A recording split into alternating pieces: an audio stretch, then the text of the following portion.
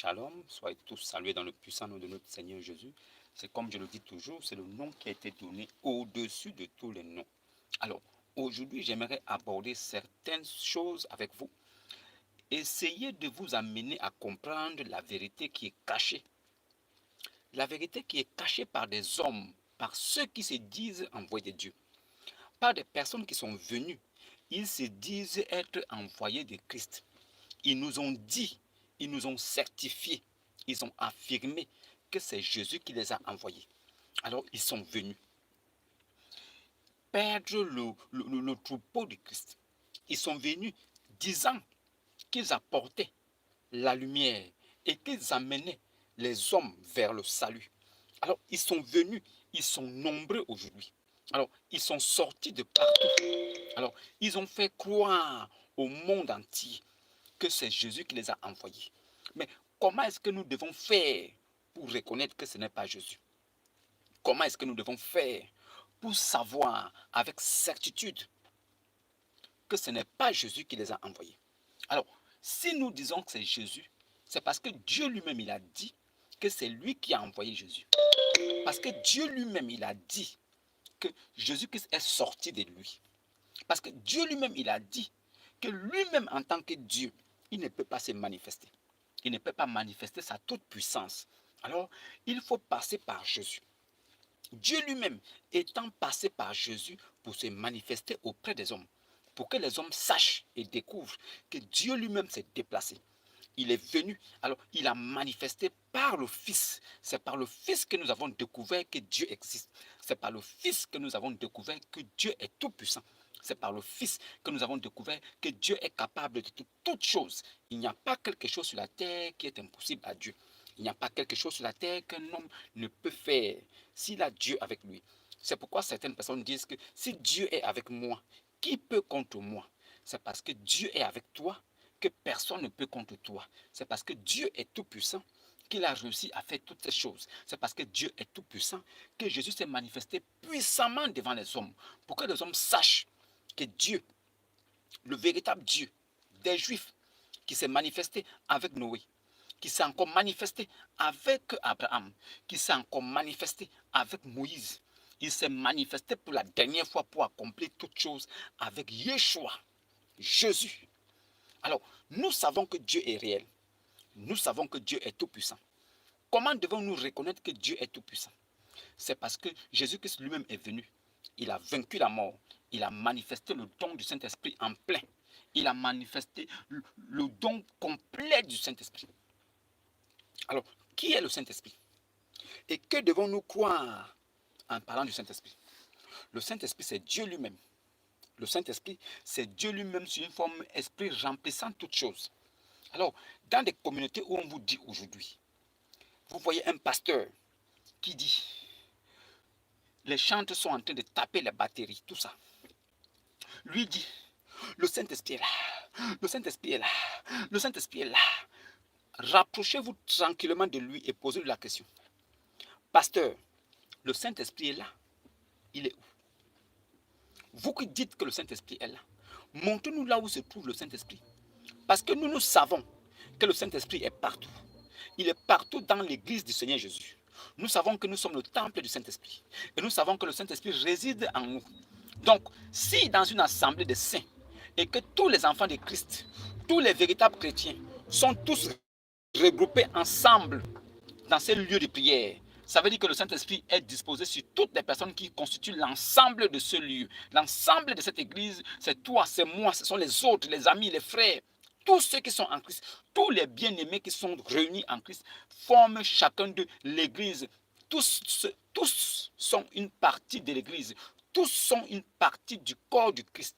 Tous constituent l'église. Une seule église, celle du Seigneur Jésus-Christ. Alors, si le pasteur dit le Saint-Esprit est là, ça veut dire qu'il n'a jamais vu le Saint-Esprit. Ça veut dire que c'est la première fois qu'il découvre que le Saint-Esprit est là. Mais nous savons avec assurance que le Saint-Esprit réside en nous. Si le Saint-Esprit réside en moi, je n'ai pas besoin de dire que le Saint-Esprit est là dans une assemblée des saints. Si c'est vraiment une assemblée des saints, le Saint-Esprit doit être là parce qu'il est avec moi partout. Je suis le temple du Saint-Esprit, l'Esprit Saint. Alors, je suis où le Saint-Esprit est aussi. Le Saint-Esprit est où je suis aussi. Alors, vous ne pouvez pas avoir un pasteur qui vous dit, le Saint-Esprit est là, sachant très bien que vous tous, autant que vous êtes tous des temples du Saint-Esprit. Alors, ce n'est pas parce que le pasteur a beaucoup crié. Ce n'est pas parce que le pasteur a beaucoup crié. Ce n'est pas parce que le pasteur a beaucoup, il a l'onction. Ce n'est pas parce que le pasteur a fait beaucoup de ribobobo, ribababa. Ce n'est pas parce que le pasteur il s'est roulé au sol, il a commencé à sortir des voix des animaux, des singes, que le Saint-Esprit sera là. Le Saint-Esprit est déjà là. Pourquoi? Parce que vous êtes tous le temple du Saint-Esprit. Alors, cela ne peut pas étonner un vrai chrétien. Un vrai chrétien comme moi ne peut pas être étonné si le Saint-Esprit est là, parce que le Saint-Esprit est avec moi tous les jours. Alors, vous qui suivez ces gens-là, ceux-là qui vous ont fait croire que Dieu est avec eux, alors, vous qui les suivez, sur quelle base les suivez-vous? Sur quelle base les suivez-vous? Si vraiment le Saint-Esprit est là, et que c'est la première fois que vous découvrez, et que votre pasteur découvre que le Saint-Esprit est là, ça veut dire que vous n'êtes pas des temples du Saint-Esprit. Ça veut dire que le Saint-Esprit n'est jamais avec vous. Alors, vous n'êtes pas une église des saints. Le pasteur lui-même est en train de vous dire que vous n'êtes pas une église des saints. Il vous fait comprendre que c'est parce que lui il est en train de prier et qu'il a l'onction. C'est là où le Saint-Esprit est descendu. Donc, vous êtes dans une assemblée où le Saint-Esprit n'existe pas. Le Saint-Esprit n'est jamais avec vous. Vous êtes une église des malsains. C'est quand le pasteur a beaucoup prié que le Saint-Esprit maintenant est descendu. Alors lui vous annonce l'arrivée du Saint-Esprit. Il vous annonce l'arrivée de celui qui est à son service. Ce n'est pas lui qui est au service de Dieu, mais c'est Dieu qui est à son service. Alors le Saint-Esprit est là. Le Saint-Esprit est là. Le Saint-Esprit est là. Comment? Le Saint-Esprit est avec nous depuis. Nous sommes tous des temples du Saint-Esprit. Comment est-ce que le Saint-Esprit va être là? Ça veut dire que ce n'est pas un pasteur de Dieu. Lui là, il n'est pas un envoyé de Dieu. C'est juste un missionnaire. C'est un Libanais noir. C'est juste un boutiquier, un homme d'affaires. Vous êtes son business. Alors il vous utilise pour se faire de l'argent. Des communautés là où le pasteur vient, il prêche 2, 3 paroles, après il prend le micro, bien habillé comme il est. Il dit, celui qui a 10 000, celui qui a une somme importante n'a qu'à venir par devant. Les communautés là où les pasteurs, les bishops, archibishops, les hommes de Dieu, les prophètes de Dieu, les évangélistes, 2e grade, 3e grade, ils ont des noms fallacieux, flatteurs, mais au-dedans d'eux, ils nourrissent des vers et l'abomination en plein. Comment tu peux dire que celui qui a une somme importante n'a qu'à venir par devant? Il vient faire quoi par devant? Vous constituez tous l'église. Vous êtes tous une seule chair en Christ. Vous êtes tous un seul être en Christ. Vous êtes tous le corps du Christ, seul. Vous êtes une seule chose. Comment est-ce que le pasteur peut dire celui qui a une somme importante n'a qu'à venir par devant? Et ceux qui n'en ont pas feront comment? Vous constituez tous l'église du Seigneur Jésus. S'il faille que 2 ou 3 viennent par devant parce qu'ils ont des moyens, ceux qui n'ont pas de moyens feront comment? Donc, nous constituons tous le temple du Saint-Esprit. Nous constituons tous l'église du Seigneur Jésus. Nous constituons tous son corps. Maintenant, si on demande à une personne de venir par devant et que les autres restent assis parce qu'ils n'ont pas de moyens, ça veut dire que l'église est disloquée. Ça veut dire que c'est un corps du Christ découpé en morceaux. Ceux-là ne sont pas envoyés de Christ. Si vous remarquez un pasteur qui vous dit viens par devant avec une somme d'argent importante, lui là, ce n'est pas Christ qui l'a envoyé. Il est venu à son propre compte, mais il a pris Christ avec lui pour vous persuader, pour vous séduire. Alors il met Christ en devant. Je suis là, je suis le prophète du Seigneur Jésus. C'est le Seigneur Jésus qui m'a envoyé. Il m'a suscité. Il ne t'a jamais suscité. Parce que par tes agissements, par le fruit que tu produis, nous sommes capables de découvrir avec beaucoup d'assurance que toi, Christ ne t'a jamais envoyé. Ce n'est pas Jésus qui t'a envoyé. Tu es venu pour ton propre compte pour te faire de l'argent.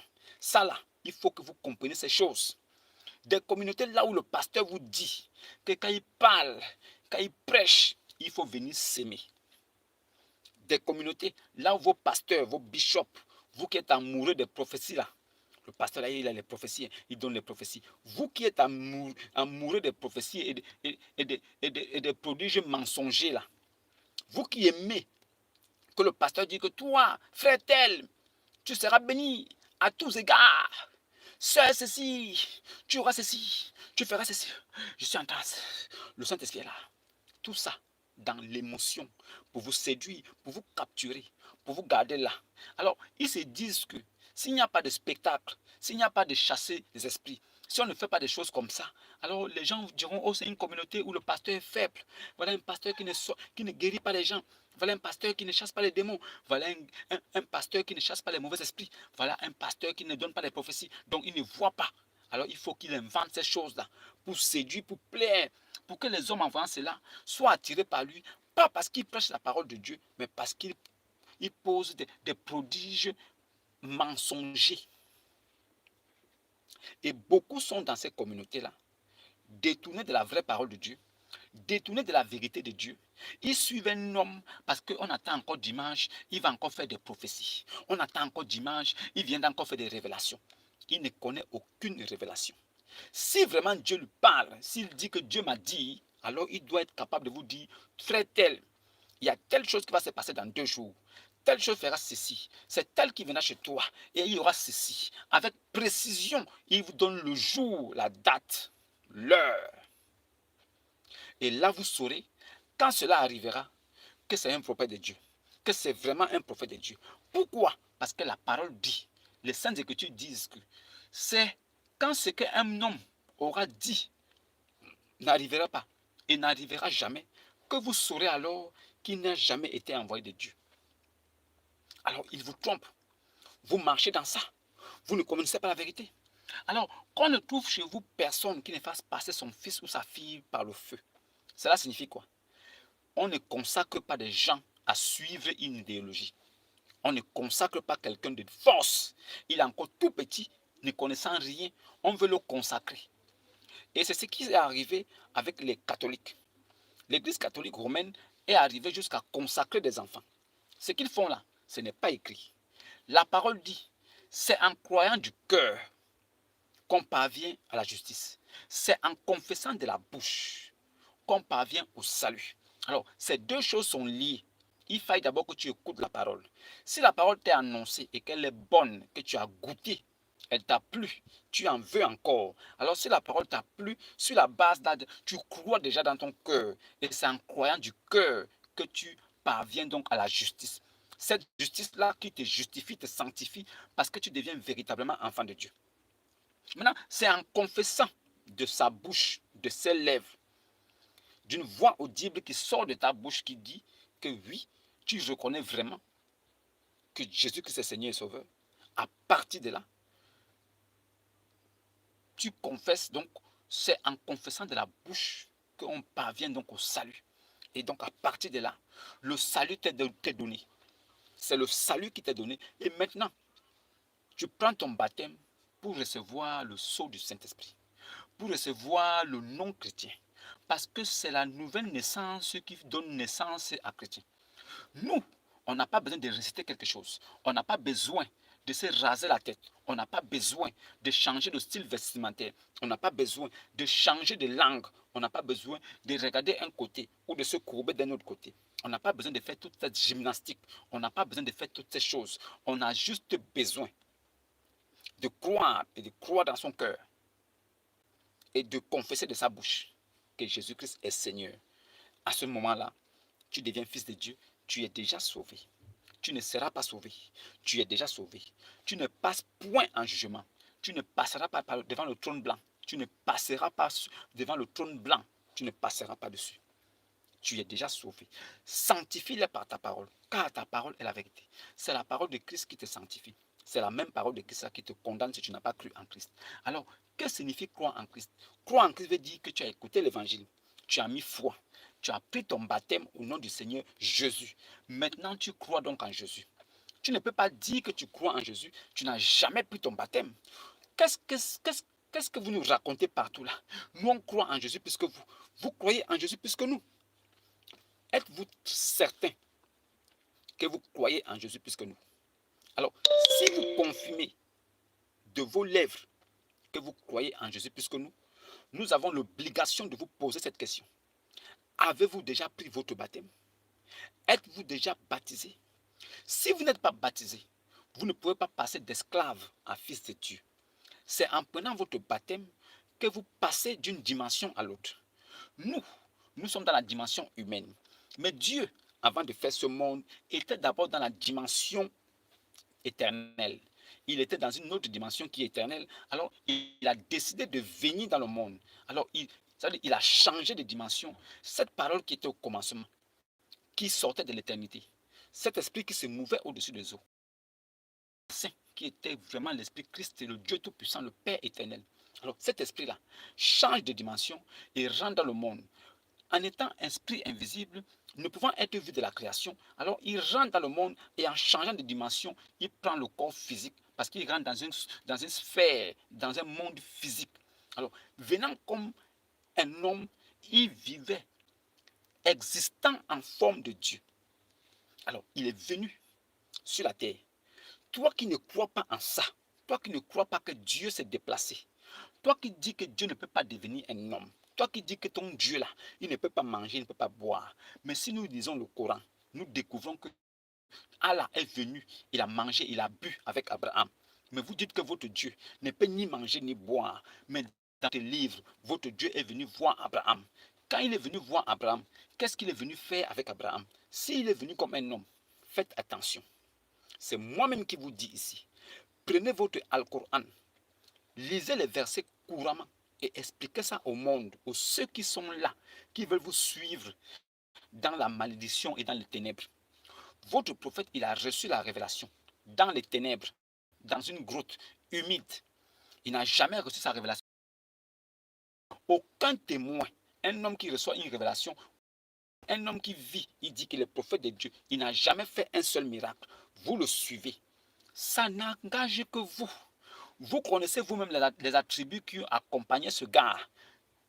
Pervers, idolâtre, homosexuel, pédophile, nécrophile, tout ça, violeur, braqueur, tout ça était pour lui. Il est mort empoisonné. C'est le poison qui a eu raison de lui. Après avoir fait du mal, il a marié petite fille de 6 ans. Il avait 54 ans, 55 ans. Il a pris petite fille de 6 ans. Lui-même encore, pour épouser Khadija, sa première femme, Khadija avait 18 ans de plus que lui. Khadija avait 18 ans de plus que lui. Lui là, il a rusé pour épouser Khadija. Khadija, elle voulait, elle était déjà âgée. C'était une riche commerçante, une juive. Elle était âgée. Alors, Mohammed l'a sollicité pour un mariage.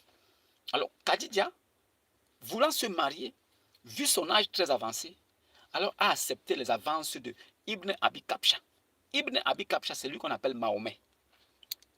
Alors, il a pris le nom de Mahomet qui signifie celui qui mérite la louange. Alors, il a voulu que les hommes l'appellent le très louangé. Nous savons tous que celui qui mérite la louange, c'est l'Éternel.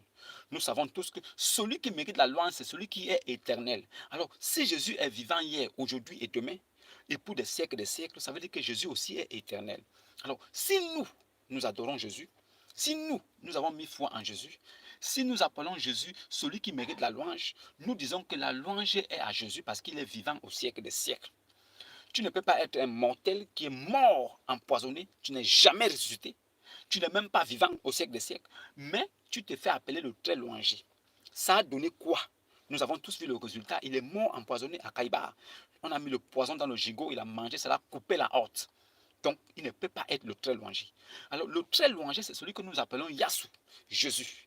Les musulmans de l'époque pré-islamique appelaient Jésus Yassou. Y-A-S-O-U.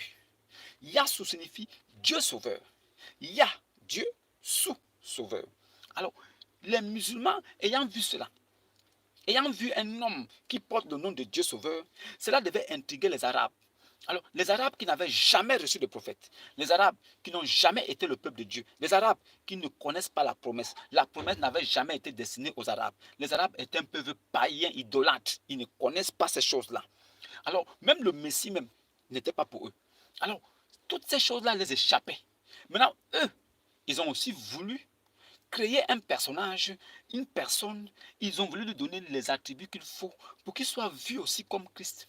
C'est pourquoi ils ont voulu mettre Mahomet à un certain niveau. Mais la réalité, c'est qu'il est mort, il n'est jamais ressuscité. Si tu meurs, tu ne ressuscites pas, cela signifie que tu n'es pas divin. Celui qui meurt, il ressuscite. C'est celui qui est divin. Celui qui peut donner sa vie et la reprendre, c'est celui qui est divin.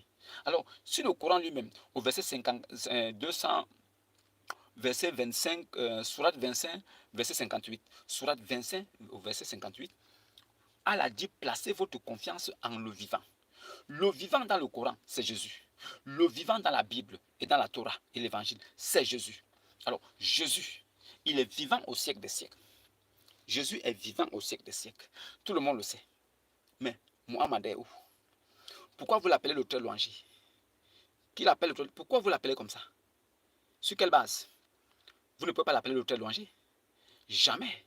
Si vous l'appelez le très louangé, ça veut dire que il est vivant. Il est vivant. Mais il n'est jamais vivant. Muhammad n'est pas vivant. Il ne peut pas être appelé le très louangé. Vous ne pouvez pas prendre le nom, un nom comme le très louangé, remettre ça à Muhammad, un impie, un maudit, un pervers de premier ordre, un maudit de la pire espèce. Vous ne pouvez pas prendre ce nom-là, donner à quelqu'un comme ça. Vous avez caché sa vie. Vous avez pris sa vie, vous avez caché ça dans les hadiths. Vous n'avez pas mentionné ça dans le Coran. Son nom est mentionné 4 fois seulement dans le Coran. 4 fois. Le nom de Jésus est mentionné 72 fois dans le Coran. Le nom de Moïse est mentionné 120 fois, plus de 120 fois dans le Coran. Le nom de Ahmad est mentionné seulement 4 fois. Ils ont tout fait pour cacher ce gars. Ils ont voulu le camoufler pour que les hommes ne découvrent pas la vérité.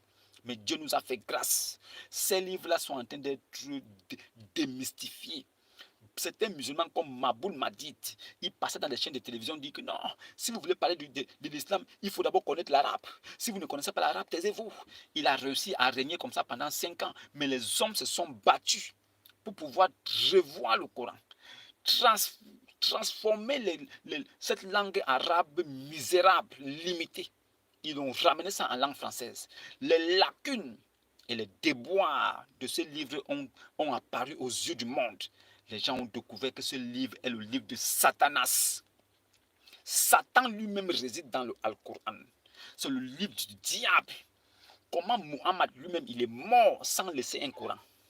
Comment quelqu'un qui vient étant prophète de Dieu, ils ont passé leur vie à nous dire que le Coran est descendu du ciel. Le Coran est descendu du ciel par une nuit de quoi. Ils ont commencé par une nuit de ceci. Le Coran est descendu du ciel. Le même Coran dit, le Coran là est la parole d'un noble messager. Le Coran se décharge que ce n'est pas moi Allah, ce n'est pas moi qui ai écrit ça. Puisque si vraiment ce livre-là était Allah qui avait écrit ce livre, Allah n'aurait jamais dit que le Coran est la parole d'un noble messager. Ah oui, c'est écrit. Oui, il faut pouvoir souffrir. Il faut souffrir en acceptant cela. Le Coran n'est pas la parole de Allah. Allah lui-même s'est désengagé du Coran. Il dit le Coran est la parole d'un noble messager. C'est écrit. Donc Allah n'est pas concerné par le Coran. Ce n'est pas lui qui a écrit ce livre. Et il dit aussi dans ce livre que nous avons fait descendre le Coran en langue arabe. Nous avons fait descendre le Coran en langue arabe. Nous avons fait descendre le Al-Coran en langue arabe. Pourquoi? Pour le peuple qui n'a jamais reçu de prophète. Cela signifie que jusqu'à Jésus, les Arabes n'avaient jamais reçu de prophète. De Jésus jusqu'à Noé, jusqu'à Adam, aucun d'eux ne connaît ce qu'on appelle l'Arabie. Tous les prophètes de Dieu qui sont venus, personne n'a mis le pied en Arabie. Ils ont commencé à courir, les musulmans, dans la rue, de leur tromperie. Ils ont couru pour aller attraper Abraham. Abraham, c'est notre patriarche aussi. Abraham, c'est notre patriarche. On a dit, ok, d'accord. Donc, Abraham, c'est votre patriarche. Ok, d'accord. Donc, la Kaaba, c'est Abraham qui a construit. Ah, d'accord. Mais, d'après les recherches du vivant d'Abraham, la Kaaba n'avait jamais été construite. La Mecque n'existait pas. Du vivant d'Abraham jusqu'à sa mort, jusqu'à la venue de Moïse, la Kaaba n'existait pas. La Mecque n'existait pas. La Mecque est venue hier. La Mecque et la cité qui est aux alentours, les cités qui sont aux alentours de la Mecque, sont des lieux de Satan et de l'idolâtrie en plein. Vivaient les Sabéens. les païens, les adorateurs de lune, les adorateurs des planètes, les adorateurs de pierres. C'est là où ils vivaient. Mohammed est venu comme le premier prophète envoyé aux Arabes. Donc, Abraham, qu'ils appellent Ibrahim, n'a jamais été arabe. Il n'a jamais mis les pieds en Arabie Saoudite. Il n'a jamais conçu la Kaaba. Son type là qu'ils appelaient Ishmaël. Ishmaël qui veut dire Dieu t'a entendu dans ton affliction. Donc Dieu a entendu Abraham dans son affliction. Dieu a entendu Abraham dans son affliction. Pourquoi? Parce que quand Abraham a découvert que Dieu l'a enlevé de la position de Abraham pour l'envoyer à la position de Abraham, parce qu'il a conçu Ishmaël quand il s'appelait Abraham. Alors Dieu l'a enlevé de cette dimension. Il l'a amené dans la dimension de Dieu, de sa propre dimension à lui-même. Alors il a changé son nom. Il est parti d'Abraham pour devenir Abraham. Dieu fit la même chose pour Sarai. De Sarai à Sarah. Mère d'une multitude, père d'une multitude. Alors là, Isaac sortit de cette deux nouvelles personnes qui n'a rien à voir avec Ishmaël. Alors, Abraham, ayant su ça, il a dit à Dieu que Ishmaël vive devant ta face. Que Ishmaël vive devant ta face. Alors, Dieu a accepté que Ishmaël vive. Mais Ishmaël n'est pas un problème pour nous, les chrétiens. Ishmaël est un fils d'Abraham. Mais il a suivi plutôt sa mère. Il marchait avec sa mère. Sa mère l'a éduqué dans les cultes des Égyptiens. Par contre, Isaac est né. Il est né comme le fils de la promesse. Et il a marché avec Abraham. Il a suivi les consignes d'Abraham. C'est Abraham qui l'a initié. Et c'est lui qui a été donné comme sacrifice. Et Dieu l'a enlevé, il l'a épargné pour donner la brebis. Une brebis. Donc, ne confondez pas les mêmes choses. Et Ishmaël n'a jamais construit la Kaaba. Ishmaël n'a jamais été en Arabie. Il n'y a pas de généalogie qui parle d'Ishmaël jusqu'à Ibn Abi Kabsha. Ibn Abi Kabsha est un arabe, un corinthite. Il n'a jamais été égyptien d'un côté. Par contre, le fils d'Abraham qui s'appelle Ishmaël, il est hébreu et égyptien. Il est hébreu et égyptien. Il n'est pas arabe. Le papa de Ibn Abi Kabsha, il s'appelait Al-Muttalib. Le grand-père Al-Muttalib, le papa Abdallah. Tous cela étaient déjà musulmans avant que Muhammad ne vienne. Mais ils n'avaient jamais reçu de prophète. Le seul prophète qu'ils voulaient se réclamer, dont ils ont voulu aussi aller attraper pour dire que non, c'est notre patriarche, c'est Abraham. On leur a coupé les bras là-bas. Ils ont dit non, on adore le même Dieu. On n'adore pas le même Dieu. On n'adore pas le même Dieu. Aucun chrétien et les juifs, les judéo-chrétiens et les chrétiens n'adorent pas le même Dieu. C'est faux. Si un musulman vous dit que nous adorons le même Dieu, Dieu lui apporte-moi les preuves. Apporte-moi les preuves que Abraham a construit la Kaaba. Apporte-moi les preuves bibliques que Abraham a construit la Kaaba.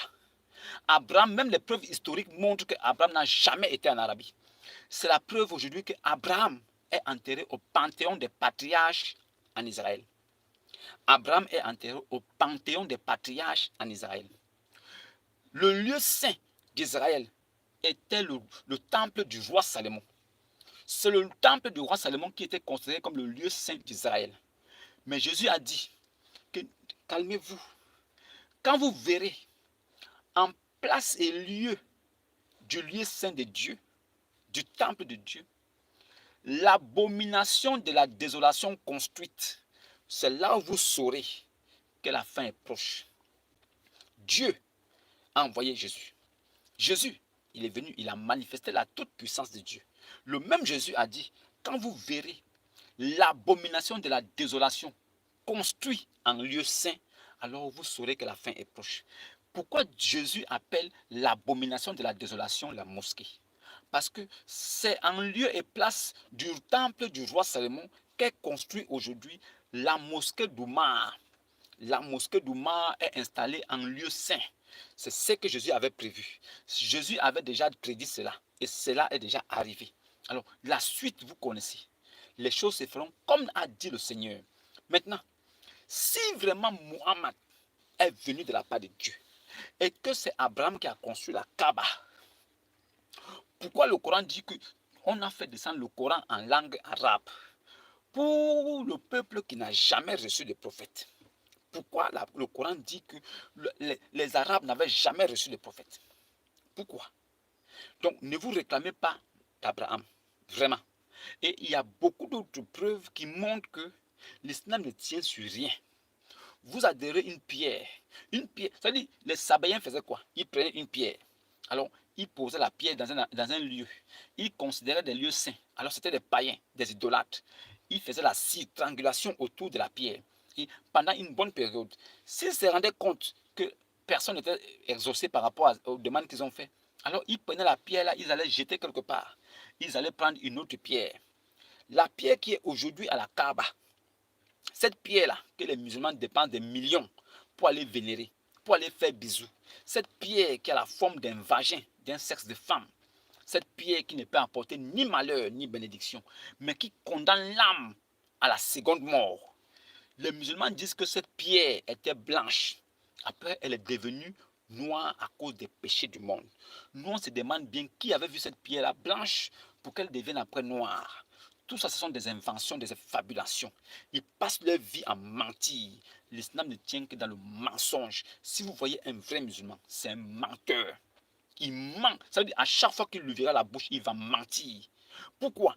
Il ne vous parlera jamais de son prophète. Il ne vous dira jamais que le Coran là est descendu en langue arabe. Et que le Coran précise que nous avons fait descendre le Coran en langue arabe. Le Coran en langue arabe. Pour le peuple qui n'a jamais reçu de prophète. Maintenant, le même Coran dit encore que ceux qui doivent juger ceux qui lisent le Coran là, ce sont des chrétiens. Pourquoi le Coran dit encore que ceux qui sont les juges des musulmans, ce sont les chrétiens? Sourate 5, verset 47. Sourate 5, verset 47. Que les gens de l'évangile jugent. Et qui ne jugent pas selon le Coran, mais qu'ils jugent selon ce que Dieu a fait descendre à Yassou, Jésus. Et que s'ils ne jugeaient pas, ils seraient tous considérés comme des pervers. Cela signifie que si nous là, qui sommes chrétiens, nous n'apportons pas la vérité devant les musulmans, pour qu'ils voient cette vérité-là, pour que cette vérité-là les choque, et pour qu'ils commencent à réagir comme une viande qu'on a mis au feu à brûler. Alors, ils commencent à bouger comme un serpent qui est en train de sentir la chaleur. Si vous voyez les musulmans commencer à s'agiter quand vous voyez ce genre de vidéos, c'est parce que vous leur avez apporté la vérité. Et vous avez apporté le jugement. Et eux-mêmes, ils savent qu'à travers l'évangile, ils sont tous jugés et condamnés. Tout bon musulman sait que l'évangile le juge et le condamne. C'est pourquoi ils se battent pour pouvoir avoir raison. Ils se battent pour pouvoir avoir raison parce que Jésus est la lumière, la vérité, le chemin et la vie. Jésus a appris tout ça. Jésus est la parole de Dieu. Il est Kalamatullah. Jésus est l'esprit de Dieu. Il est le verbe de Allah. Jésus est le souffle de Allah. Dans le Coran, il est dit que Allah est venu, il a écarté les pieds de Mariam. Il a soufflé dans le vagin. Dans le Coran. On dit Allah a soufflé dans le vagin de Mariam. Il soufflait quoi là-bas? Donc pour que l'enfant Jésus rentre dans le ventre de Marie, il fallait qu'Allah vienne écarter les pieds de la petite fille et souffler dedans. S'il a écarté les pieds, il a soufflé. Il a fait quoi d'autre? La Marie du Coran n'est pas la Marie de la Bible. Hein?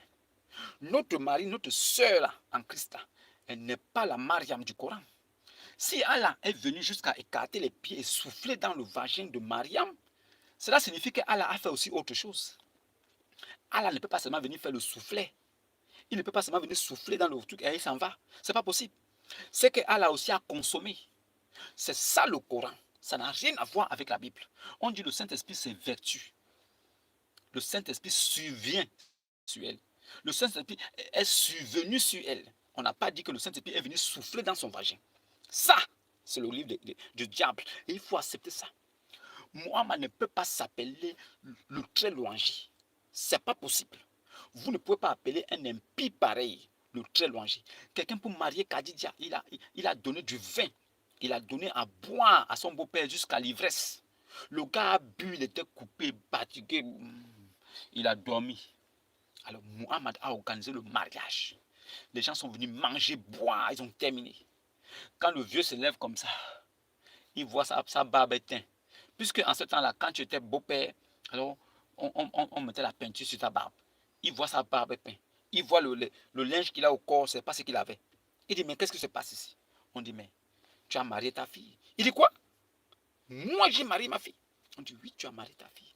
Tu as donné ta fille en mariage.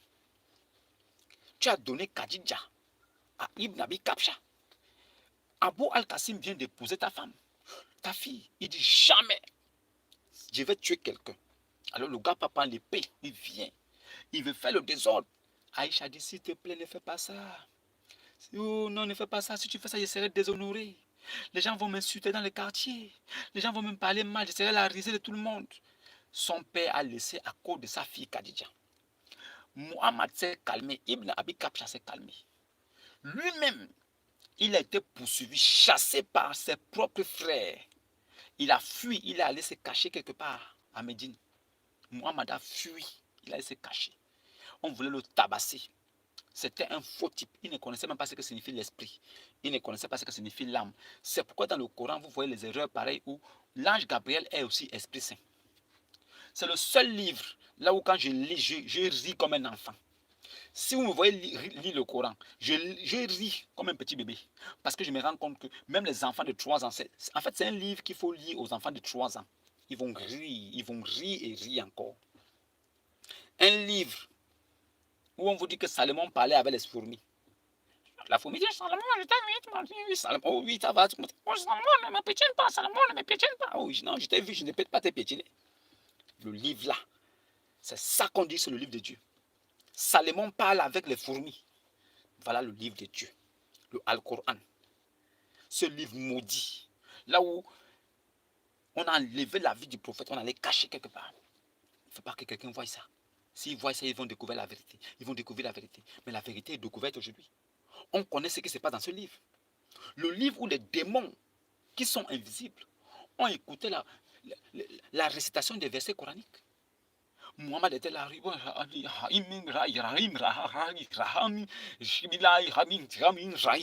Alors les démons écoutaient. Après un démon dit, oh, c'est merveilleux.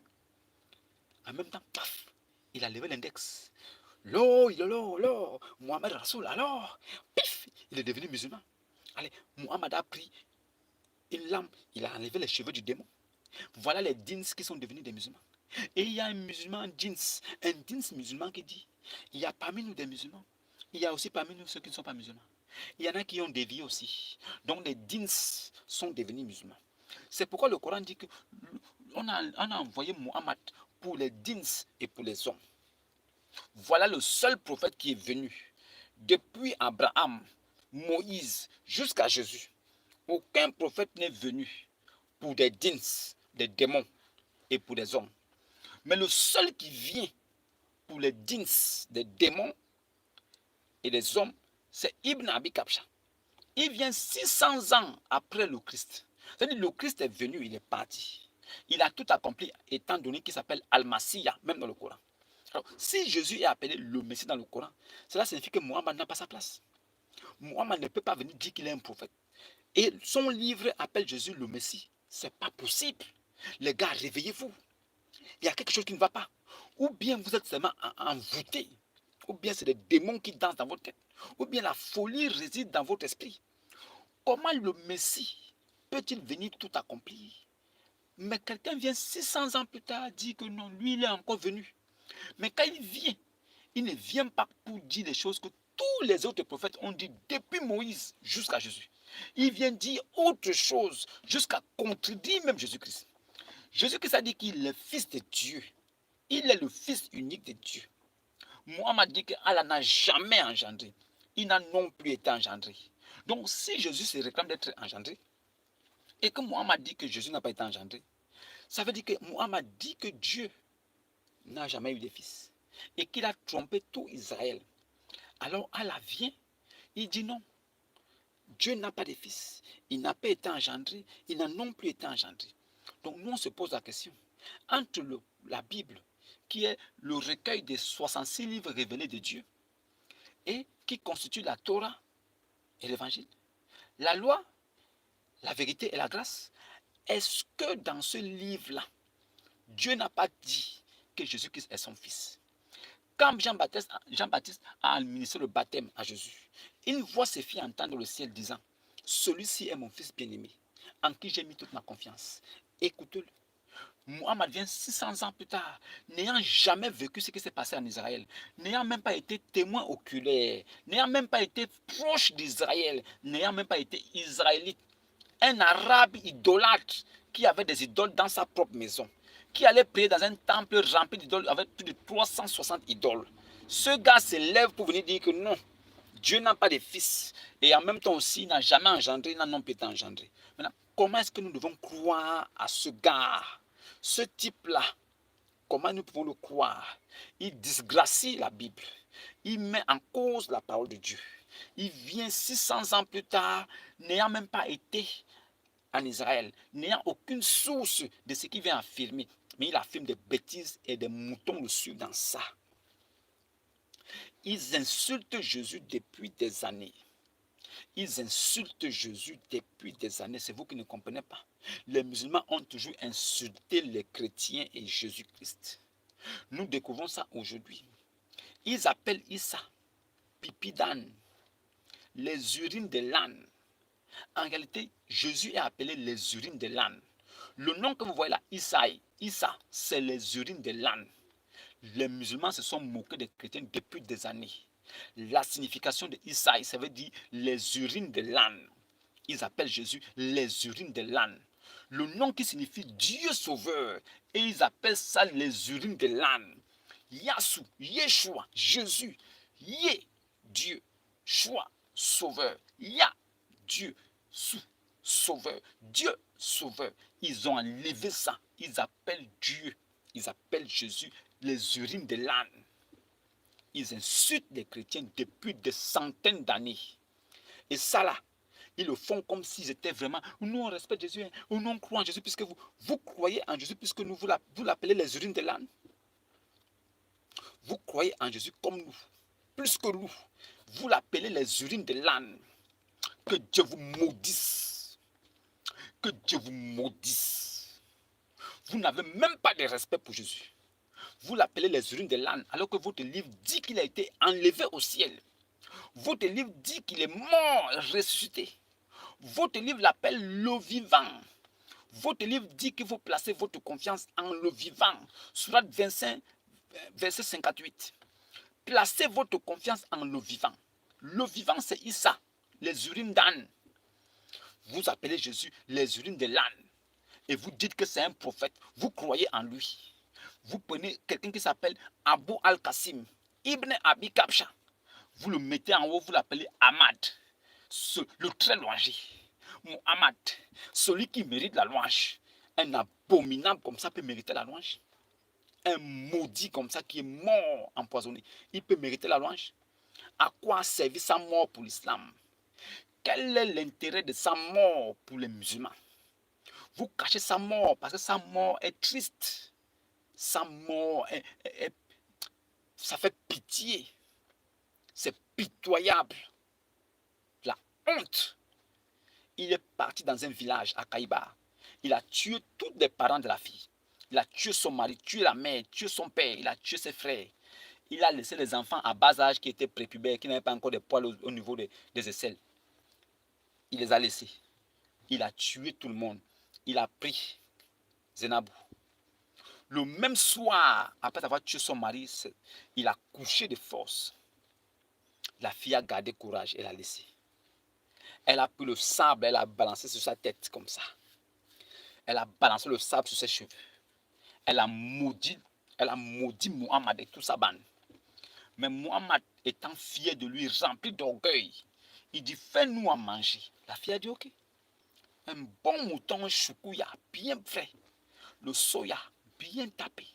Elle a mis tout ce qu'il fallait, elle a bien assaisonné ça. Alors, Muhammad est venu avec ces gens. Ce sont ces gens qui sont commencés à manger. Lui, il est venu après. Alors, il a pris le morceau et l'a mis dans la bouche. Les deux qui avaient commencé à manger sont d'abord tombés. Ça l'a directement intrigué. Lui-même, il a bloqué, mais il avait déjà avalé un morceau. Après, il dit stop, ne mangez plus. Le morceau que je viens d'avaler m'a dit qu'il y a des poisons dedans. En même temps, pourquoi le morceau ne t'a pas dit avant de rentrer dans la bouche? Pourquoi le morceau dit j'ai le poison, mais il est déjà dans ton estomac? En même temps, Mohamed est tombé, mais la mort ne l'a pas pris.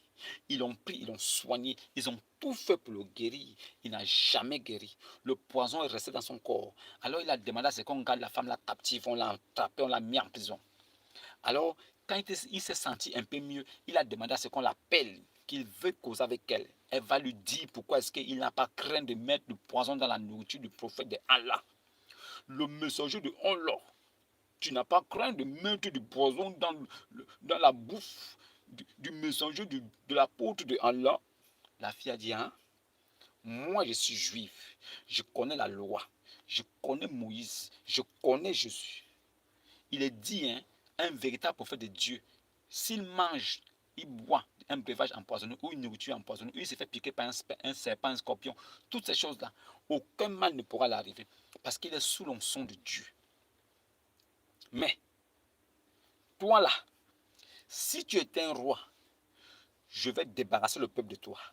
Mais si tu étais vraiment un prophète, le poison là ne t'aurait rien fait. En même temps, il a demandé à ce qu'on lui coupe le cou. Pourquoi?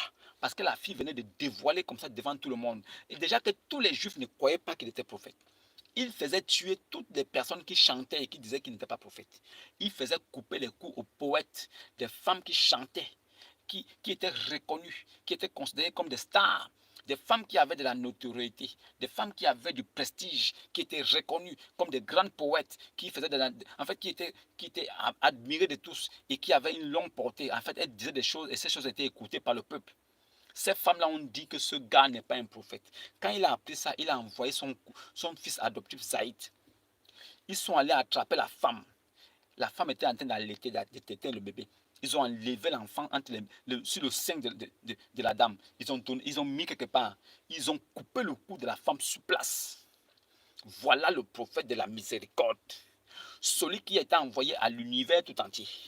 Il a été envoyé aux dins et aux hommes. Le seul prophète, depuis que la terre est terre, qui a été envoyé aux démons et aux hommes. Même Jésus, quand il est venu, il n'a jamais été envoyé aux démons. Mais Ibn Abi Kapsha, votre type là, il est venu étant envoyé aussi aux démons. Maintenant, sa mission aux démons, qu'est-ce qui s'est passé là-bas? Sa mission sur la terre, il dérobait, il volait, il violait, il braquait ses propres commerçants de sa propre ville, de son propre village. Il les volait, il volait les richesses. En même temps, il disait qu'il avait 20% du butin. Donc, il méritait 1%, un cinquième du butin. Voilà un Dieu qui dit que nous, on t'accorde 1% du butin. Non, un cinquième du butin. Donc, un Dieu qui parle du butin, ça dit que c'est un Dieu dérobeur, c'est un Dieu voleur. Quand un Dieu parle de butin, c'est du vol, du banditisme. Alors, vous trouverez dans le Coran que Muhammad ibn Abi Kapsha, de son vrai nom, avait droit à 20% du butin. Donc, le Dieu qui permet à son prophète de voler. Voilà aussi un Dieu qui permet à son prophète d'avoir des esclaves. Il détenait des esclaves noirs et blancs. Il achetait et il en vendait. Il couchait avec ses esclaves hommes et ses esclaves femmes. Ce gars était la perversité à outrance replantée physiquement. Ce gars était carrément le malheur, les ténèbres qui se sont abattues sur la terre. Il a laissé les gars, ses amis musulmans, dans le tourourou, dans le désordre total. Ils ne savent pas où mettre la tête. Ils prient en regardant un côté. Ce sont les mêmes qui disent que Dieu est omniscient, omnipotent, omniprésent. Dieu est omniscient, omnipotent, omniprésent. Il est omniscient, omnipotent. Mais si quelqu'un est omniscient, omnipotent, omniprésent, ça veut dire qu'il est partout. Donc ça veut dire que tu peux le prier en regardant où tu veux. Ça veut dire que tu peux l'adorer même étant allongé. Tu peux aussi l'adorer en n'importe quelle langue. Ça, c'est quel Dieu qui est omniscient, omnipotent, omniprésent, mais que tu dois regarder un côté vers le soleil levant pour le prier. C'est que tu as les cailloux dans ta tête. Je dis tous les musulmans sont possédés par des démons comme les prophètes. Je dis tous les musulmans sont possédés par des djinns. La folie réside dans l'esprit et dans la cervelle des musulmans. Il n'y a pas plus maudit être humain qu'un musulman. Un vrai musulman de nature est un impie. C'est Satan à l'état physique. Un vrai musulman, c'est un maudit. un maudit. Non, Dieu ne peut pas devenir un homme. Dieu ne peut pas se faire un homme. Mais votre Dieu n'entend qu'une seule langue. Non, Dieu ne peut pas Dieu ne peut pas devenir un homme. Mais pourquoi il n'entend qu'une seule langue? Si votre Dieu là ne peut pas devenir un homme, s'il est omniscient, omnipotent, omniprésent, pourquoi vous le priez en une seule langue? Il faut réciter des incantations. Et vous ne comprenez pas. Les récitations que vous les voyez faire partout là, ce sont des histoires, des contes qui sont dans le Coran. Toi-même, tu peux lire le Coran comme ça. C'est-à-dire la façon dont toi tu lis le Coran en français, c'est comme ça qu'ils prennent ça pour réciter, pour impressionner les gens. C'est-à-dire qu'ils sont dans l'art de la séduction. Il faut séduire.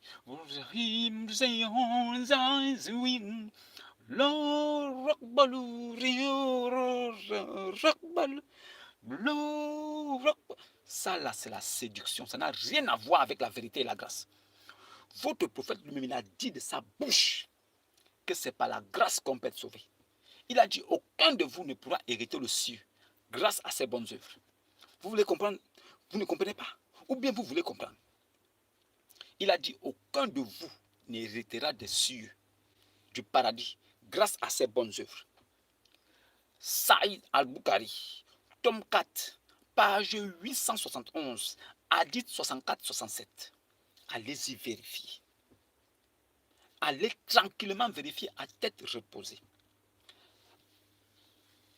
Asseyez-vous dans un coin propre, tranquille. Alors, ouvrez votre outil internet. Allez-y vérifier.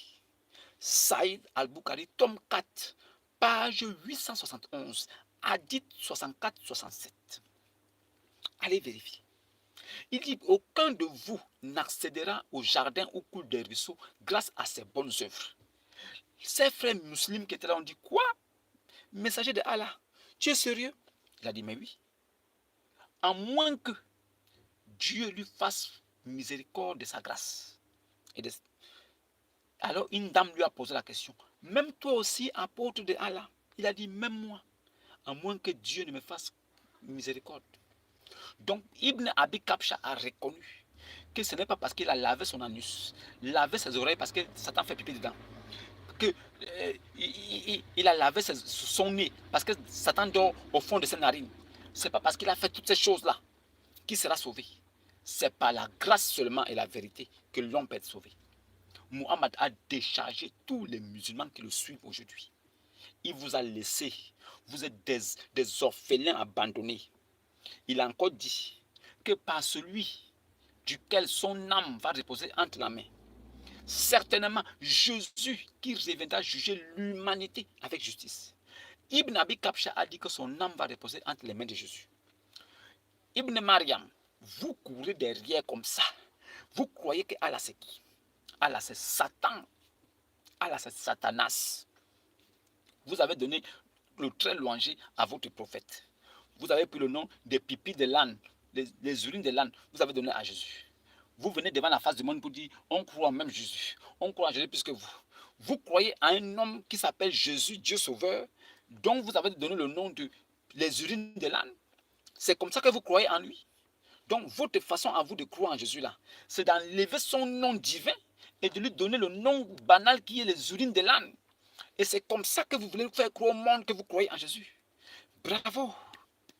Continuez à croire en Jésus. Jésus est fils unique de Dieu. Vous dites que votre Dieu n'a jamais engendré.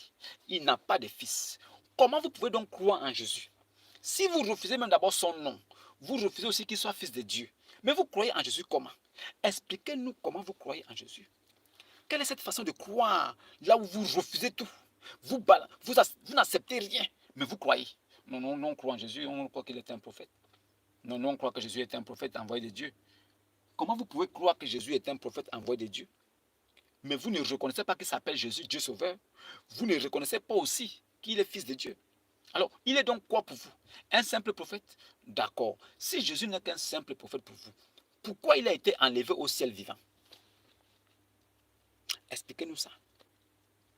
Expliquez-nous comment est-ce qu'un homme qui n'est qu'un simple prophète, Jésus n'est qu'un simple prophète, Jésus n'est qu'un simple prophète, il n'est qu'un simple prophète, Jésus n'est qu'un simple prophète. D'accord, on a compris. Mais pourquoi il a été enlevé au ciel? C'est la question qui vous est posée. Vous, les Moussaï Lama qui venez vous balader ici, là, comme, avec des petits orteils comme ça, comme des brindilles, vous n'êtes incapable d'acheter la crème pour frotter sur vos pieds. Vous qui ne comprenez rien de l'écriture, parce que vous avez refusé d'aller à l'école. Vous que Dieu a enlevé la sagesse et l'intelligence, vous êtes comme des tonneaux vides. Vous qui êtes dépourvus de grâce, vous êtes déchus même de la grâce. Vous qui êtes toujours illettrés et analphabètes comme votre prophète. Vous qui marchez comme des ânes sauvages comme votre prophète.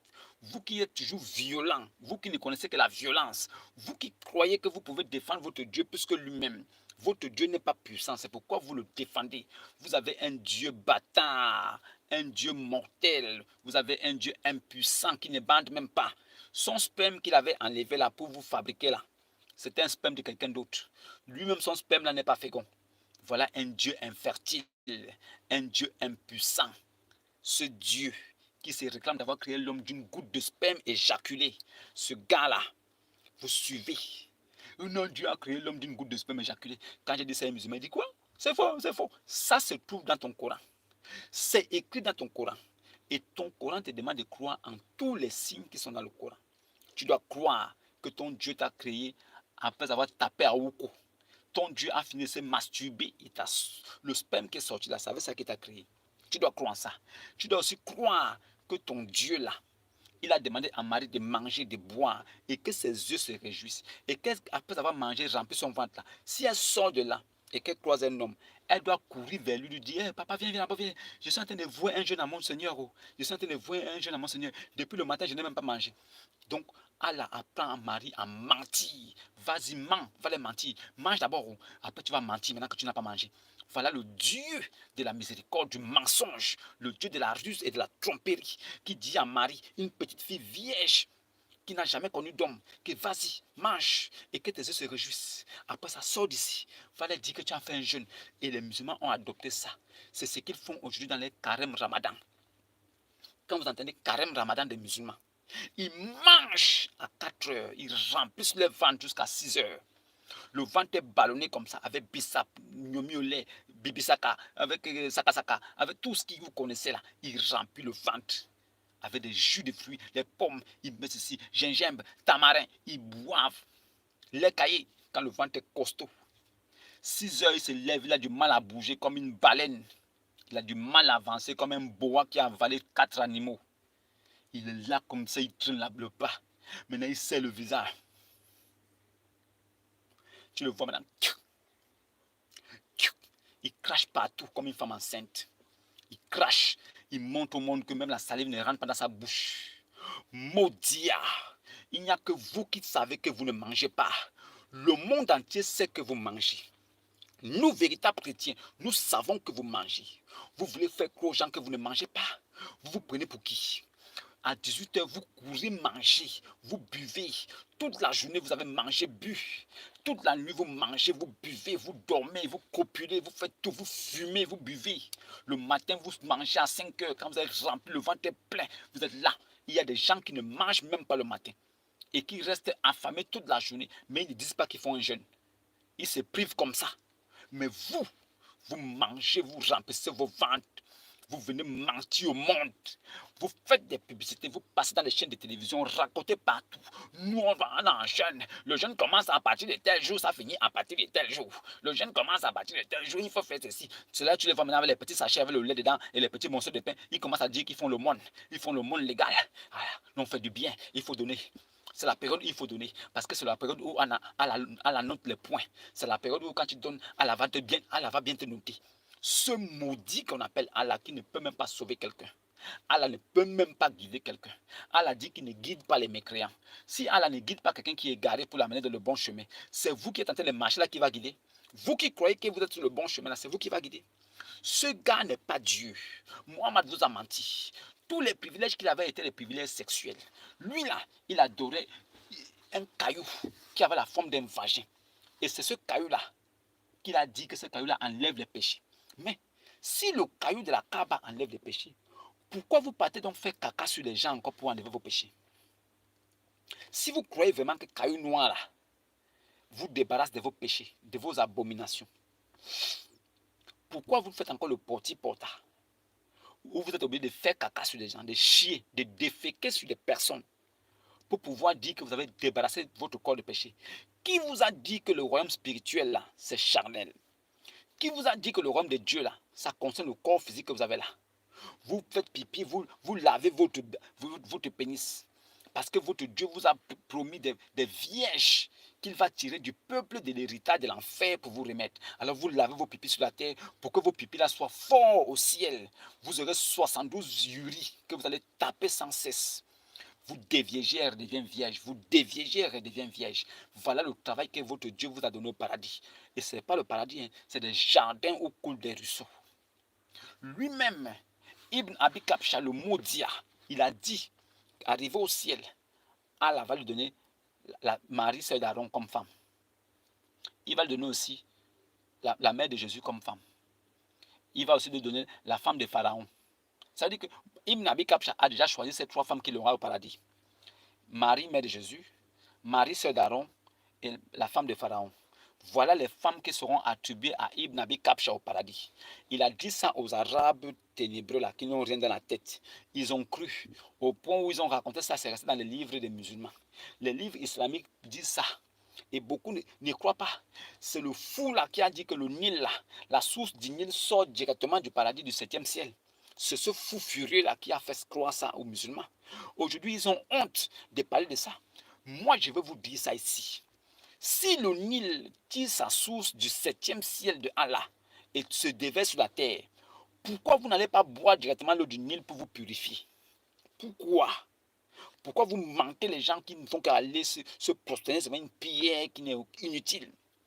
Vous dites que la pierre est tombée du 7e ciel, mais le Nil, là, ça coule encore jusqu'à aujourd'hui. Allez directement au Nil, vous plongez à l'intérieur, buvez cette eau. Vous serez directement de Allah en même temps. Comme vous savez que c'est faux, la source du Nil ne sort pas du paradis. Mais le Coran dit que la source du Nil sort du paradis. C'est ce que Ibn Abi Kabsha vous a dit. Voilà l'héritage qu'il vous a laissé. Le mensonge, la folie. Un homme qui dit que le soleil se couche dans une eau boueuse. Vous le suivez comme des moutons. Le soleil se couche dans une eau boueuse et chaude. Et il a même un prophète parmi les 124 000 prophètes qui est allé jusqu'à voir là où se lève le soleil. Il est encore allé voir là où se couche le soleil. Donc ça veut dire que le soleil se couche à un endroit, se lève aussi à un endroit. Le soleil se lève le matin, étant fatigué, il sort de la boue. Alors il va faire un tour comme un homme qui va se balader et il revient. Voilà ce que le gars a raconté aux gens. Des centaines d'années plus tard, nous découvrons que non, la terre ne tourne pas. La terre là est sur place. Non, la terre n'est pas sur place. Ibn Abi Kabsha a fait croire au monde que la terre était sur place et que c'est le soleil qui tournait pour venir se coucher et repartait pour venir se coucher. Non, la terre tourne plutôt autour du soleil. Donc le soleil ne bouge même pas. C'est la terre qui bouge pour faire le tour autour du soleil. Donc, si un prophète de Dieu qui dit que c'est le véritable Dieu qui l'a envoyé, que c'est le Dieu Tout-Puissant qui a créé toutes choses, qui l'a envoyé, mais qui est incapable de connaître et de savoir que c'est la terre qui tourne autour du soleil. Il est incapable de savoir que le soleil est plus grand que la terre des centaines de fois. La terre est minuscule devant le soleil. Alors, si le soleil veut se coucher dans une eau boueuse sur la terre, ça va se passer comment? Comment un ballon de foot peut-il venir se coucher sur un ballon de tennis? Comment la terre, qui est comme un ballon de tennis, peut-il accepter que le soleil, qui est comme un ballon de foot, puisse venir se coucher dans une eau chaude? Ça veut dire qu'une eau, comme une rivière qui se trouve sur la terre, le soleil qui est comme un ballon de foot va venir se coucher sur la terre qui est comme un ballon de tennis. Il faut avoir de la folie et les jeans dans la tête pour avoir un tel raisonnement. Mais il a dit ça. Qui en parle aujourd'hui? Est-ce que vous en parlez? Vous n'en parlez pas. Parce que c'est quelque chose que si vous en parlez, vous êtes couvert de honte. Vous refusez de dire ça aux gens parce que la vérité est révélée. Les gens connaissent aujourd'hui la vérité. Et vous voulez cacher ça. Vous ne pouvez pas cacher ces choses. Nous savons que le soleil là ne bouge pas. C'est la terre plutôt qui tourne autour du soleil. Sur ce seul fondement là, Muhammad est un faux prophète. Ce n'est pas Dieu qui l'a envoyé. Mohammed est un faux prophète. S'il était un vrai prophète, il aurait su et Dieu lui aurait montré la révélation que c'est plutôt la terre qui tourne autour du soleil. Mais le Dieu là ne l'a pas montré ça. Mais son Dieu lui a dit que c'est plutôt le soleil qui se couche dans une eau boueuse. Ça là, c'est Dieu qui l'a envoyé. Vous croyez? L'ange Gabriel a dit aux enfants d'Israël que Dieu a un fils unique. Le même ange-là, il a porté ses affaires 600 ans plus tard après le Messie. Il a couru aller trouver les Arabes qui ne sont même pas dignes de la promesse, qui ne sont même pas concernés par la promesse, qui n'ont même pas entendu parler des prophètes de Dieu. Mais eux là, l'ange Gabriel a couru pour aller leur dire, Dieu là, il n'a pas de fils. Il n'a pas de fils. J'avais seulement menti aux Juifs. En fait, j'étais allé voir les Juifs, je les ai menti parce qu'ils m'avaient donné de l'argent. En fait, les Juifs m'ont donné de l'argent, j'étais obligé de mentir pour dire que non, Dieu a un fils. Maintenant, je viens vous voir, puisque vous êtes l'arabe, vous avez forcément plus d'argent. Alors, si vous me donnez l'argent là, je vais aussi dire que non, Dieu n'a pas de fils. Ça là, votre ange Djibril, ce n'est pas l'ange Gabriel. Il ne faut pas confondre. L'ange Djibril n'est pas Gabriel. Issa n'est pas Jésus. Mariam là, elle n'est pas Marie, mère de Jésus. Ne mélangez pas. Nous ne pouvons pas accepter ça. C'est du mensonge, on refuse. Nous refusons d'accepter ça. Nous ne prions pas le même Dieu. Vous avez assez manqué de respect à Jésus comme ça. Ça suffit. Aucun musulman ne croit en Jésus. Ce sont des racontards, des banals. Non, on croit en Jésus puisque vous ne croyez jamais en Jésus. Vous n'avez jamais cru en Jésus et vous ne croirez jamais en lui. Pourquoi? C'est lui-même qui veut que vous restiez dans cette position. Il a décidé que vous irez en enfer, car il n'y a personne parmi vous qui ne passera pas par l'enfer, car il s'agit là d'une sentence irrévocable de la part de votre Seigneur. Ensuite, là-bas, nous y délivrons ceux qui étaient pieux. Alors, sur place là-bas en enfer, pendant que vous seriez en train de marcher, on va délivrer ceux qui étaient purs. Et comme il n'y a même pas un seul homme qui est pur sur la terre, la seule chose qui peut purifier un homme, c'est la parole authentique de Dieu. C'est la parole de Christ. C'est l'évangile qui purifie. Alors, si toi tu as rejeté l'évangile, tu dis tu crois en Jésus, mais tu rejettes son évangile, tu ne prends pas ton baptême, tu ne connais pas la seconde naissance, tu es toujours esclave de Allah, tu n'es pas encore devenu fils de Dieu, comment crois-tu que tu pourras être cohéritier avec Christ? Qui t'a trompé? Qui vous a trompé? Alors, réveillez-vous. Réveillez-vous, mes frères musulmans. Ceux qui écoutent ça, allez faire des recherches. Comment un prophète de Dieu peut-il venir dans la tombe de Ali, sa femme défunte?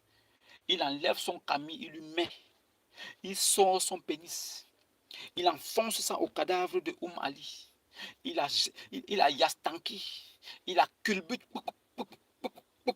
Et les autres sont là en train de regarder. Ils sont cachés même. Quand il a fini, ils sont venus. Oh, apôtre de Allah, on t'a vu faire quelque chose tout à l'heure que tu n'as jamais fait. C'était quoi? Il dit non. Ali était la plus belle femme du monde à mes yeux. Je l'ai couchée comme ça pour lui décharger du stress de la tombe. Et en même temps, je lui ai mis mon camis pour qu'elle soit habillée au ciel. Donc, elle devait arriver au ciel nue. Alors, il lui a mis son camis, son gros boubou, pour qu'au moins elle soit habillée au paradis.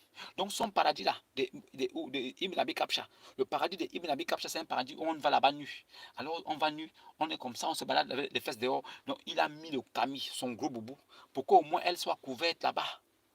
Voilà l'abomination à l'état physique qui se balade. Voilà le Coran qui passe auprès de vous. L'abomination de la perdition. Ce livre est de Satan. Ce livre, c'est le livre du diable. Dieu ne peut pas inspirer un homme comme ça. Un homme qui avait des révélations de deux personnes. Souvent, l'ange Djibril venait. Souvent, c'est Shaitan qui venait.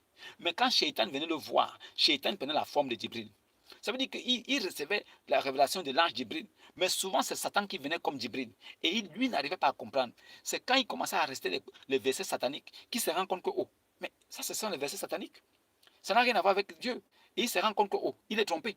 Il a même récité les versets sataniques. Ces versets sataniques existent aujourd'hui. Certains musulmans l'utilisent pour se faire de l'argent, pour attirer des femmes et pour les biens matériels. Tout bon musulman sénégalais qui veut devenir imam doit d'abord être un marabout. Le matin, il crie un Akbar. Le soir, il est assis derrière la maison, dans la case, avec les coris, avec la calebasse, avec le poule, il va couper les œufs, les pommes de terre, il va faire un rite. Il va te donner ceinture anti-accident, ceinture anti-mort, ceinture anti-poison. Alors, il va te donner ça. C'est-à-dire que le musulman va prier son Allah. En même temps aussi, il fait des barrières, il met des ceintures de sécurité au corps. Un Dieu impuissant. C'est pourquoi ces adeptes eux-mêmes se battent pour trouver les protections ailleurs. Alors que si tu pries le véritable Dieu, tu n'as pas besoin d'aller prendre une autre protection. Tu te contentes de la protection de Dieu. Ce qu'il a décidé là doit arriver. Mais vous dites que vous adorez le véritable Dieu. Vous êtes dans la vérité. Mais c'est vous encore qui faites des fétiches. C'est vous encore qui faites des gris-gris. Un musulman, un vrai musulman est un féticheur. Un vrai musulman est un féticheur. Comment un homme de 54 ans peut enlever son pénis, il enfile un enfant de 6 ans? Comment c'est possible? Même dans l'entendement des hommes, quand vous y réfléchissez, vous dites non, mais il y a quelque chose qui ne va pas. C'est pas possible. Tu ne peux pas enfiler un enfant, mon frère. Je ne sais pas de quel bord religieux vous êtes, hein, mais je ne pense pas que tu peux accepter qu'un homme de 55 ans vienne prendre ton bébé de 6 ans, 7 ans, pour aller l'enfiler, pour aller la culbuter. Mais c'est la folie. Voilà ce qui est appelé le modèle parfait. Et on l'appelle le modèle parfait. Il est le modèle parfait de qui? De quoi? Il est quel genre de modèle parfait? Vous suivez l'abomination et vous dites que c'est le modèle parfait. Aujourd'hui, nous avons la vérité en face. Nous savons deux choses. La shahado, Muhammad Rasulallah, la profession de foi n'existait pas dans le Coran au temps de Muhammad. Muhammad est mort sans laisser un Coran. Le premier Coran universel apparu en 924, sorti du Caire en Égypte.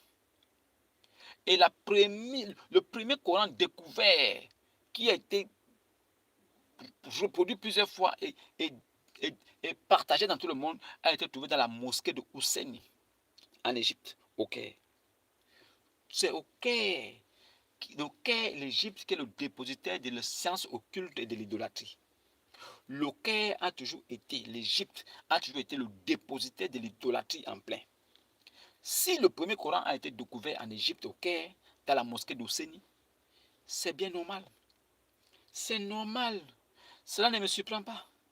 Puisque lui-même, Dieu, il aime bien se battre avec Pharaon. Il a aimé ça. Et l'histoire nous a été racontée. Aucun musulman ne peut hériter le ciel. Ils attendent le jour de leur mort pour penser hériter du ciel. Ils croient que c'est à la mort qu'ils auront la possibilité de passer maintenant au jugement pour pouvoir être sauvés. Ils croient que le Seigneur Jésus va revenir pour venir tuer le corps. C'est-à-dire que Dieu reviendra pour tuer le porc. Jésus va revenir pour tuer le cochon et aller prier avec eux à la mosquée. C'est-à-dire que Jésus a dit que quand vous verrez l'abomination de la désolation installée en lieu saint, vous saurez donc que les jours sont proches. Dieu, Jésus, appelle la mosquée le lieu de l'abomination. Il appelle ça le lieu de l'abomination de la désolation, l'abomination de la perdition. S'il appelle la mosquée l'abomination de la désolation, vous croyez un seul instant qu'il peut venir tuer le cochon et venir prier avec vous dans la mosquée? Vous croyez ça? C'est écrit dans notre livre de foi, dans la Bible. Il dit quand vous verrez l'abomination de la désolation installée en lieu saint. Le lieu saint, c'est où? C'est le temple. C'est le lieu où était installé le temple de Salomon. C'était le temple de Dieu. Le temple de Salomon était le lieu saint de Dieu sur la terre. Mais aujourd'hui, en lieu et place, c'est la mosquée d'Oumar qui a été construite. Et c'est la mosquée que Jésus appelait l'abomination de la désolation, l'abomination de la perdition. C'est ça là. Vous croyez que Jésus va revenir pour venir prier avec vous après avoir tué le cochon? Non, c'est nous qui sommes vos dieux. C'est nous qui devons vous juger. C'est pourquoi nous tuons déjà le cochon. Nous, chrétiens, nous tuons le cochon, nous mangeons. Et nous vous jugeons. On ne vient pas prier avec vous, mais on vous juge. Mais on tue déjà le cochon. Vous pensez que nous, on a besoin que Jésus vienne pour tuer un cochon? Vous croyez ça? Qui vous a raconté des bêtises comme ça? Dieu va se déplacer. Jésus va revenir pour venir tuer le cochon. Mais le cochon, c'est Gabriel. Tout le monde le mange partout. Tout le monde le tue partout. Il n'y a que vous qui ne le touchez pas. Mais tout le monde le tue. Maintenant, il va venir pour le tuer pour vous. Pourquoi? Si vous êtes garçon là, allez vous-même attraper les cochons, vous tuez. C'est parce que vous n'avez pas de couilles. Les vrais musulmans, c'est des peureux. C'est des violents, des violeurs. Ils sont habitués à la brutalité. Ce sont des hommes du désert de l'époque préhistorique. Tout bon musulman c'est un vieux singe qui est devenu un homme. C'est un animal. Ils ne connaissent pas la vérité. Ils ne confessent pas la vérité.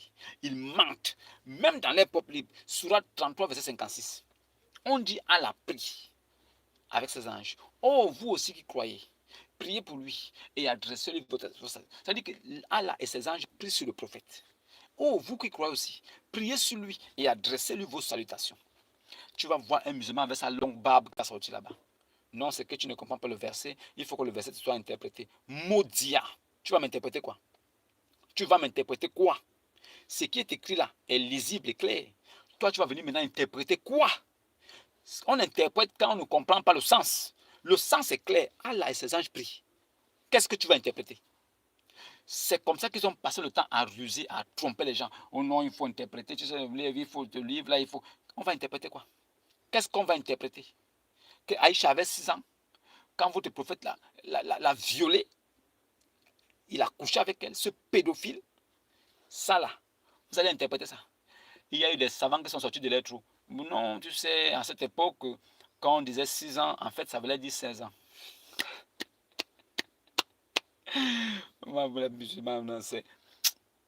Vous êtes une honte de l'humanité. Une honte. Non, vraiment, tu sais, à ce temps-là, quand on disait 6 ans, ça voulait dire 16 ans. Donc, Aïcha avait 16 ans normalement. Maudit, menteur. Menteur. Serpent ancien. Vous êtes menteur, trompeur comme votre père depuis le commencement. Meurtrier. C'est pourquoi votre Coran vous demande de tuer les musulmans et les juifs et de manger même de leur chair. Vous avez l'obligation de tuer les musulmans, les chrétiens et les juifs et de manger leur chair. C'est votre livre qui vous donne ces obligations. Vous avez des obligations que vous devez honorer. Vous devez tuer pour votre Dieu. Vous devez faire mourir pour votre Dieu. Vous devez mourir pour votre Dieu en tuant aussi des innocents. Et vous dites que ceux qui meurent, qui ne sont pas musulmans, ne sont pas innocents. Il n'y a que ceux qui sont musulmans qui meurent, qui peuvent être innocents. Donc tous les chrétiens, les juifs, s'ils meurent par des attentats, par des bombes, ils ne sont pas innocents. Donc on ne doit pas les pleurer. C'est aussi comme ça que vous dites que vous devez tuer tous les juifs et les chrétiens. Si vous ne tuez pas tous les juifs, la fin du monde n'aura jamais lieu. Votre prophète a dit que tant que les juifs ne sont pas tous morts, la fin du monde ne viendra pas. Voilà le gars que vous devez jouer. Vous suivez quelqu'un comme ça qui a dit tuer les juifs et les chrétiens. Tuer les juifs et les chrétiens. Tuer les juifs et les chrétiens. Il a passé sa vie à dire tuer les juifs et les chrétiens. Tuer les juifs. Et vous le suivez aujourd'hui. Vous êtes comme des gens qui n'ont pas de cervelle. Oh non, c'était les choses d'avant. Maudit. Pourquoi les choses d'avant, vous lisez ça aujourd'hui? Pourquoi si votre livre là, ce sont les choses d'avant, pourquoi vous lisez ça aujourd'hui? Donc jetez ça à la poubelle. Brûlez votre Coran tranquillement. Si vous dites que ce sont les choses d'avant, brûlez ce livre de Satan. Ce livre qui va à l'encontre des droits internationaux. Ce livre qui va à l'encontre des choses établies de l'ordre du monde. Ce livre qui vient contester ce que les hommes ont établi pour que la paix puisse régner. Ce livre qui vient avec le viol qui est appelé mariage forcé. Ce livre qui couvre des pervers, des vieux pervers qui s'amusent avec des enfants, mais qui sont couverts par l'islam parce qu'ils sont musulmans. Ce livre qui accepte le meurtre, la destruction des biens publics, c'est-à-dire que l'atteinte à la pudeur, en violant les femmes, parce que c'est Allah qui a ordonné qu'elles soient mariées de force. Mariée de force, c'est synonyme de viol. Vous devez être tous condamnés. Ce livre doit être bien regardé par des experts, expertisé pour pouvoir trouver la vérité qui se couche. Ce livre doit être détruit. Sinon, ce livre-là va condamner la terre. Oui, je ne parle pas dans le sens divin, je parle dans le sens physique. C'est un livre qui doit aller à la CPI. C'est un livre qui doit partir au tribunal international. Ce livre doit disparaître de la terre. Ce livre est la source de l'abomination. Le Coran doit disparaître de la terre. Ce n'est pas un livre saint. Voilà un homme qui est venu. Il a couché la femme de son fils, Saïd, parce qu'il la désirait. Il cachait dans son cœur la vérité. Il mentait à Saïd. Non, regarde ta femme, tu sais, Dieu n'aime pas ça. Alors qu'il voulait la coucher. Et dès que Saïd s'est séparé d'elle, il l'a couché. Et ce n'est pas devenu sa femme. Lui là, il avait le droit de yastanki toutes les femmes qu'il voyait, sans payer de dot, sans permission des parents. Il avait ce droit légal donné par Ibn Allah, cette déesse lunaire de l'Aphrodite, cette déesse du sexe, qu'il a possédée pour qu'il soit un coureur de jupons. Il allait prier dans les mosquées avec des taches de sperme sur son boubou. Il suçait les langues des petits garçons dans les mosquées. Ça là, il ne faut pas qu'on parle de ça. Il ne faut pas qu'on vous dise la vérité. Ce fou furieux qui dit qu'il est parti au 7e ciel. Il dit que pour aller au 7e ciel, il faut 40 000 ans. Mais lui, il est parti là-bas en 7 heures de temps. Il est arrivé là-bas, il a cogné Coco, on a dit c'est qui, c'est vraiment Gabriel, oui, je vous attendu, oui, je attendu, j'avais qui, c'est Mohamed. Il est rentré, il a vu Jésus. Oh Jésus, je vais quoi ici, oh non, moi je suis là, tout ça, après il est parti, vous, il a encore fait Gabriel, oh non, il est au 2e ciel. Au 2e ciel là-bas, oui, Coco, tu dis quoi, oh non, je suis là, la vie, Yaya. Yaya, tu fais quoi ici, oh non, je suis là, tout ça, ok. Allez, il est monté encore dans Gabriel, il est arrivé au 3e ciel, jusqu'au 7e ciel. Après il est trouvé au 6e ciel, maintenant il va. Abraham, tu fais quoi au 6e ciel? Oh non, je suis là, tout. Il regarde Abraham, oh, Abraham ressemble même plus que Dieu ressemble à Abraham, plus que Ismaël et Isaac. Hein. Je suis. Et après, bouf, il est parti au 7e ciel. On connaît Coco, c'est moi qui a Dieu, ce qui est là. Oh non, c'est nous qui vont, moi, Gabriel, avec qui je savais Mohamed. Il a attendu, oui, il rentre. Il est rentré là-bas maintenant, il dit non, tu prends les prières, oui, ok, d'accord. Voilà 50 prières, va prier. Mohamed descend là-bas avec 50 prières. Il trouve Moïse au 6e ciel. Moïse, moi, ici, voilà, ils sont en train de rentrer. Moïse dit, tu vas où? Oh, je rentre. Ok, d'accord. Il t'a donné combien de prières? Oh, il m'a donné 50 prières. Mais c'est trop. 50 prières, c'est trop. Répare le voir. Mohamed est reparti cogner encore. Là, Coco, là, oui, c'est moi. Tu dis quoi? C'est qui? Oh, c'est Mohamed. Oh, d'accord, rentre. Tu dis quoi? Oh non, tu as 50 prières. Moïse a dit que c'est trop. C'est Moïse qui dit que c'est trop. C'est-à-dire que Allah n'est pas omniscient, omnipotent pour savoir que 50 prières, c'est trop. Il faille que c'est Moïse qui bloque Mohamed pour dire, hey, tu vas où? C'est trop, répare voir Allah. Et Mohamed répare voir Allah. Allah lui dit que, ok, d'accord. Il descend 40 prières. Mohamed descend, il part. Il va venir comme Moïse, ils sont en train de partir. Moïse, tu vas où? Tu as 50 prières, 40 prières maintenant. Oh non, c'est trop. Répare voir Allah. Il répare voir Allah. Tu dis quoi pour ça? Oh non, il m'a dit 40 prières. Il m'a dit que non, 40 prières, c'est trop. Allah dit, ah bon? 40 pièces, c'est trop. Bon, il met à 35. Il répond encore, il va voir encore Moïse. Moïse, tu veux dire, oh non, je suis parti. Non, tu ne peux pas. Il a dit quoi? Oh non, c'est 40 prières.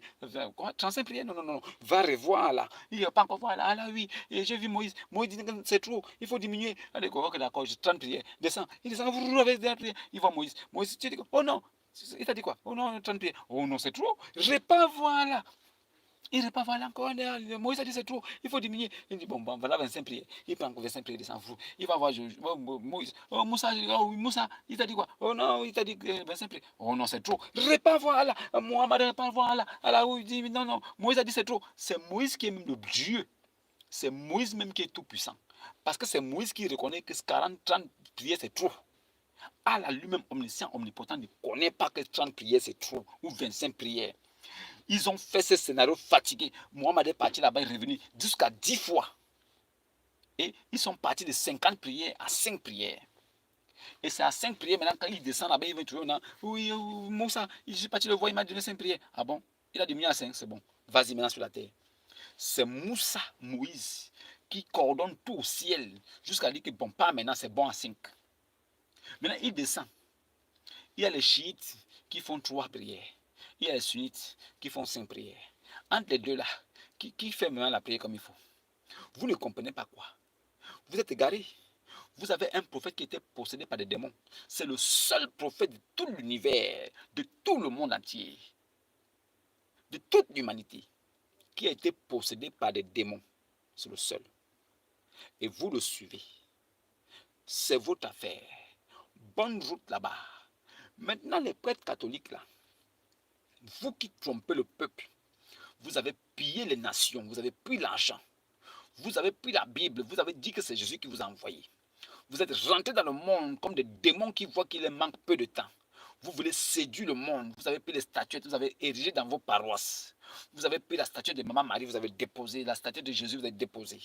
Vous avez fait le crucifix de Jésus, avec Jésus encore sur la croix, vous avez déposé. Pour vous les catholiques, Jésus n'est même pas encore monté au ciel. Il est encore sur son crucifix comme ça. Il a baissé la tête comme ça d'un côté. Voilà Jésus qui est sur le crucifix comme ça. Jésus est encore sur la croix pour les catholiques. Il ne s'arrête pas là. Il dit Sainte Marie, Mère de Dieu. On leur pose la question, Mère de Dieu, là, ça sort d'où? Comment Marie peut être Mère de Dieu? Ils ne peuvent pas répondre. L'ange a dit, je te salue, toi à qui une grâce a été faite. Le pape avec ses amis ont dit non, une grâce c'est peu. Je vous salue, pleine de grâce. C'est parti, je te salue, je vous salue. Une grâce a été faite, non, pleine de grâce. Ils ont retranché et ils ont ajouté.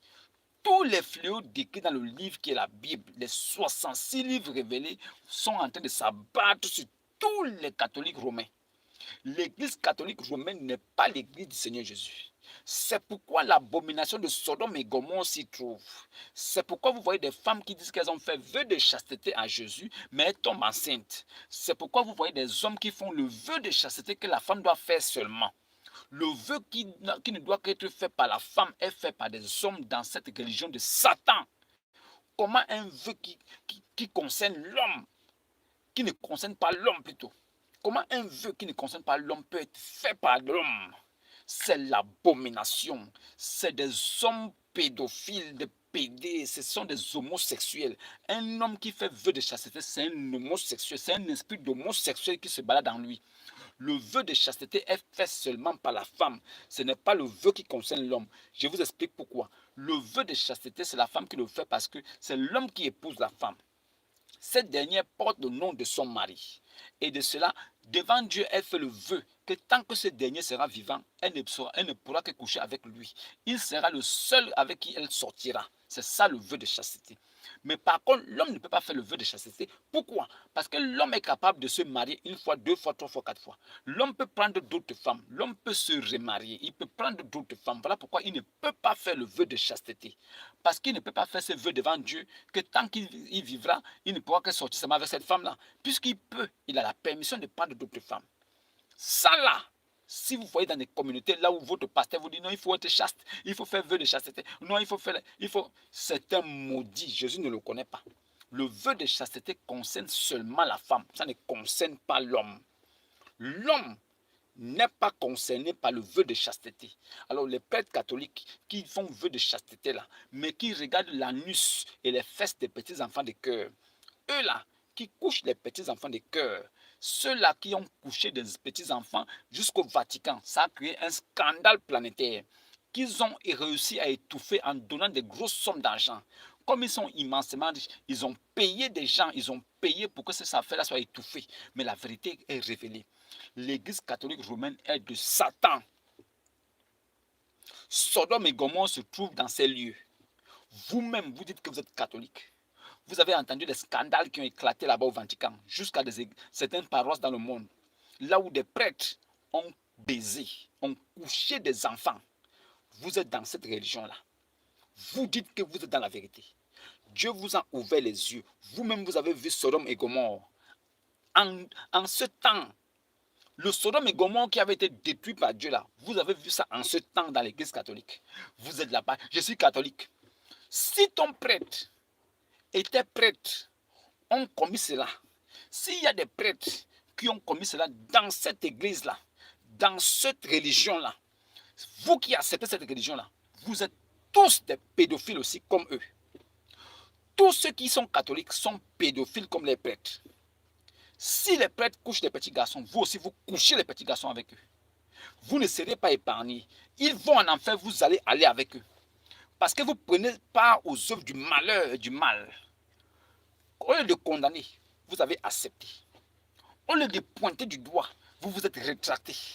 Vous avez accepté dans le calme. Ça veut dire qu'ils ont fait ces choses. Ils ont été condamnés. Ils ont payé des lourds tributs. Beaucoup d'argent pour être libérés. Ils ont été libérés. Mais vous, vous connaissez cette vérité. Mais vous restez catholique. Parce que vous êtes des maudits pour à l'enfer aussi. Vous irez en enfer avec vos prêtres catholiques. Bande de maudits. Sodome et Gomorrhe résident en plein dans l'église catholique. Vous êtes là-bas. Vous faites quoi là-bas? Vous faites quoi là-bas?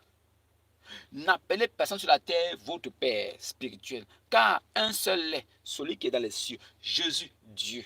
Il n'y a que Dieu que vous pouvez appeler Père spirituel. Les prêtres catholiques se font appeler mon père, mon père. Vous êtes là, vous regardez. Vous ne parlez pas. Vous ne posez pas la question. C'est écrit où que nous fidèles devons vous appeler père. Ça n'existe nulle part. Mais vous êtes catholique. Vous êtes des catholiques, on ne sait pas pourquoi, mais vous êtes catholique. Un bébé qui ne peut même pas parler, qui est là, vous le prenez, vous l'amenez, vous le versez de l'eau à la tête, ploum, ploum. On dit c'est en croyant du cœur qu'on parvient à la justice. C'est en croyant du cœur qu'on parvient à la justice. Mais c'est en croyant aussi, c'est en confessant. C'est en confessant de la bouche. En croyant du cœur, on parvient à la justice. En confessant de la bouche, qu'on parvient au salut. L'enfant a confessé quoi? L'enfant a cru quoi dans son cœur? Pourquoi vous allez le consacrer dans des lieux comme ça? Pour dire que non, il a pris son baptême, il devient chrétien. Donc c'est le baptême qu'il a pris là. C'est un engagement d'une bonne conscience. C'est-à-dire que c'est une liberté. C'est un engagement d'une bonne conscience avec Dieu. C'est un engagement volontaire, voulu, confessé. Ce n'est pas qu'on te soulève pour aller te verser de l'eau là-bas. Vous tous qui avez baptisé des bébés, si vous mourrez dans ça, vous irez en enfer. Et vous y êtes même déjà. Si vous ne vous réveillez pas, vous mourrez dans ça, c'est l'enfer. Tous ceux qui ont reçu leur baptême catholique bébé, vous avez été mouillés cadeau. On vous a versé de l'eau cadeau. Vous n'avez jamais été baptisé, vous n'avez jamais pris le baptême. Réveillez-vous et allez chercher à prendre votre véritable baptême. Vous qui faites école de grands séminaires, petits séminaires, moyens séminaires, école théologique, pour devenir serviteur de Dieu là. C'est vous-même qui faites des efforts pour devenir. Ce n'est pas Dieu qui vous a choisi. Si vous faites des efforts pour devenir là, vous êtes formé par des hommes pour devenir homme de Dieu. Mais vous n'êtes pas homme de Dieu. Vous êtes homme des hommes. Parce que homme de Dieu, c'est Dieu qui forme sa personne. C'est Dieu qui te suscite pour que tu sois son homme, pour que tu sois son serviteur parmi les nations. Mais si toi, tu vas dans une école, tu payes pour être formé, pour qu'on t'enseigne ce que tu dois dire, comment tu dois te comporter, ce que tu dois faire. Si tu sors de là-bas et tu te réclames d'être homme de Dieu, non, tu n'es pas homme de Dieu. Tu es homme de homme parce que tu as reçu ta formation d'un autre homme comme toi. Qui est ton exemple dans les Saintes Écritures? Quel apôtre a reçu une formation avant de devenir apôtre de Dieu? Vous ne comprenez pas quoi? Ce n'est pas vous qui devez décider si vous devez devenir enfant de Dieu ou pas. Ce n'est pas vous qui devez décider si vous devenez serviteur de Dieu ou pas. C'est Dieu lui-même qui te révèle ce que tu dois devenir. Il n'y a pas de formation, devenir théologique, formation théologique, formation école théologique. Qui peut connaître Dieu? Depuis des années, le pape et vous, vous faites école théologique. Mais personne parmi vous ne connaît Dieu. Aucun parmi vous ne peut faire un miracle parce que vous êtes tous possédés par des démons. Vous ne comprenez pas la puissance de Dieu ni la puissance des Écritures. Vous êtes égarés. Tous ceux qui crient dans les communautés là, Seigneur, ribobo shikaka, ribakata, ça là, c'est un spectacle. C'est juste un spectacle pour séduire. Dieu ne s'y trouve pas. Ils font ça pour vous séduire, pour vous amener à croire que non, ils sont séduits par le Saint-Esprit. Ou ils sont saisis par le Saint-Esprit. Ils ne sont jamais saisis par le Saint-Esprit. Le Saint-Esprit ne les connaît même pas. Ce sont des égarés. Shibobo shikapapa, ribobo shikarapata sokoko, rapata kapoko. Ça là, c'est des bêtises. C'est en vérité et en esprit. En esprit et en vérité. On n'a pas besoin de ribobo rikakaka. Quand il finit de faire ribobo rikaka rikakata, posez-lui la question. Qu'est-ce que Dieu t'a révélé pour le monde? Puisque tu as fini de faire ribobo rikaka, Dieu t'a forcément dit quelque chose. Alors dis-nous ce que Dieu t'a dit pour que nous soyons tous informés de ce que Dieu attend de ses enfants. Rien. Tout ça, c'est seulement pour séduire. D'autres femmes font comme elles tombent. Et quand elles tombent comme ça, comme elle a la robe, elle ferme les pieds. C'est-à-dire elle est saisie par le Saint-Esprit. Le Saint-Esprit lui fait tomber pour montrer qu'elle a l'onction. Au lieu de rester les pieds écartés pour que toute l'assemblée voie son slip, en même temps, elle ferme les pieds. C'est-à-dire elle est possédée par des démons, mais elle a quand même le bon sens de fermer les pieds en tombant. Ou bien elle tombe, et en même temps, elle ferme les pieds. pour que son cible ne soit pas vu de tout le monde.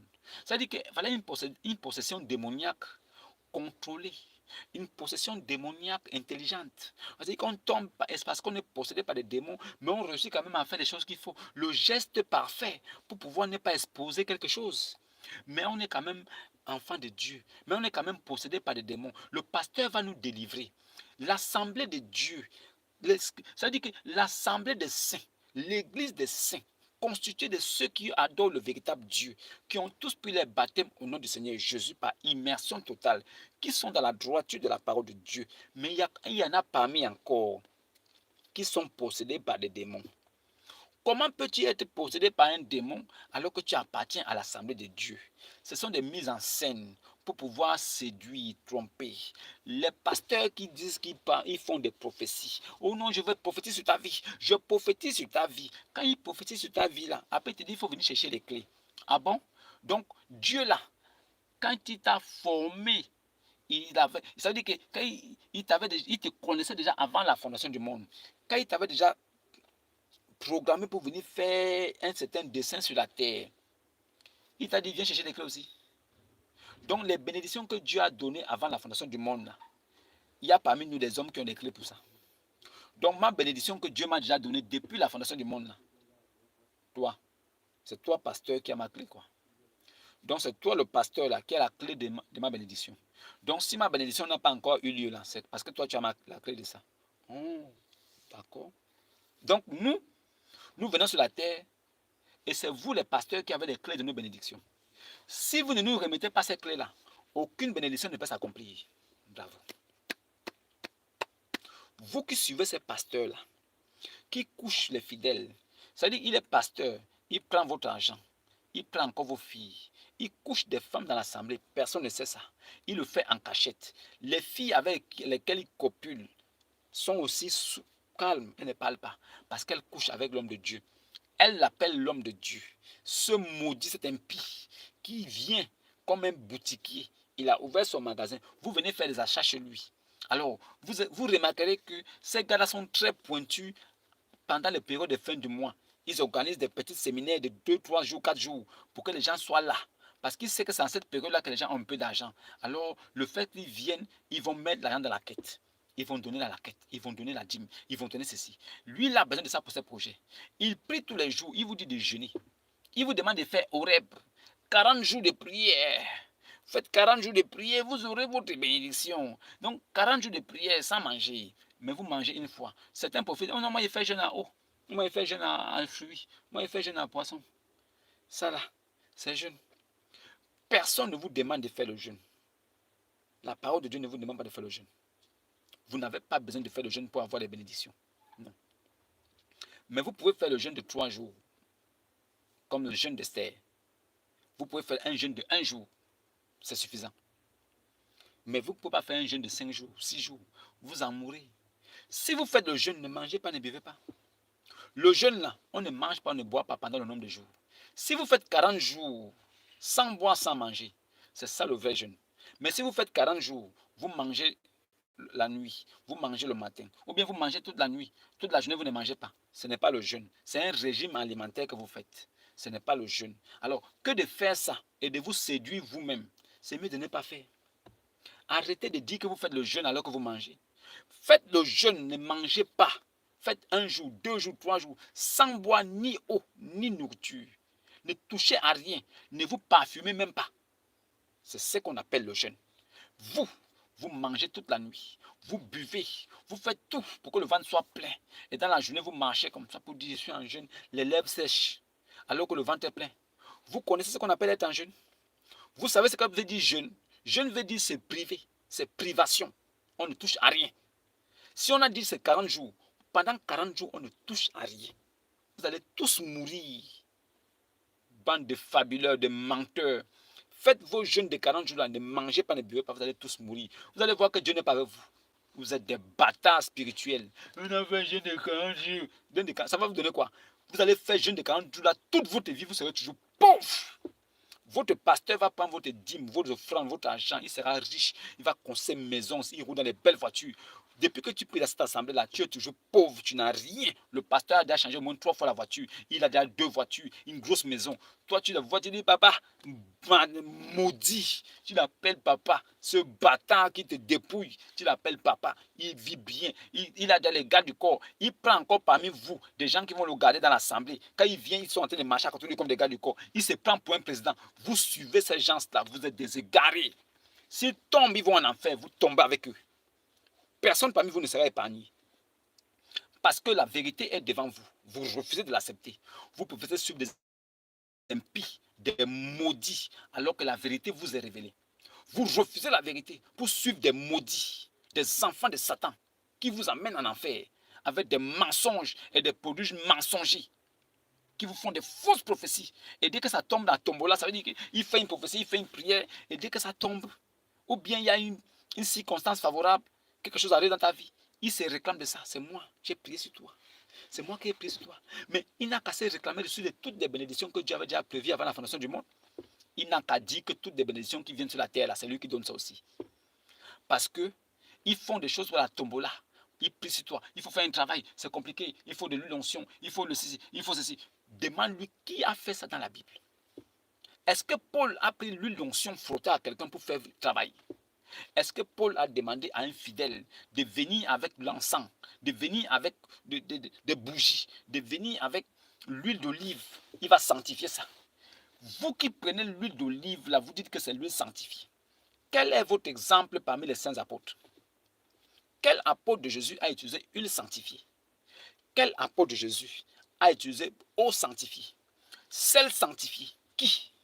Vous pensez que l'eau sanctifiée là, ça a un pouvoir? Vous croyez que l'huile sanctifiée a un pouvoir? Laissez-moi vous dire que l'huile là, ce n'est pas Dieu. Mais toi, tu es le temple du Saint-Esprit. Si tu crois en Jésus et que tu respectes la parole authentique de Christ, le Saint-Esprit viendra sur toi. Tu seras son temple. Tu seras l'église du Seigneur Jésus. À toi seul, tu peux tout renverser. Tu n'as pas besoin de prendre une huile ou une eau ou du sel pour dire que c'est béni, pour pouvoir te soulager de quelque chose. Au nom de Jésus seulement, tu chasseras les démons.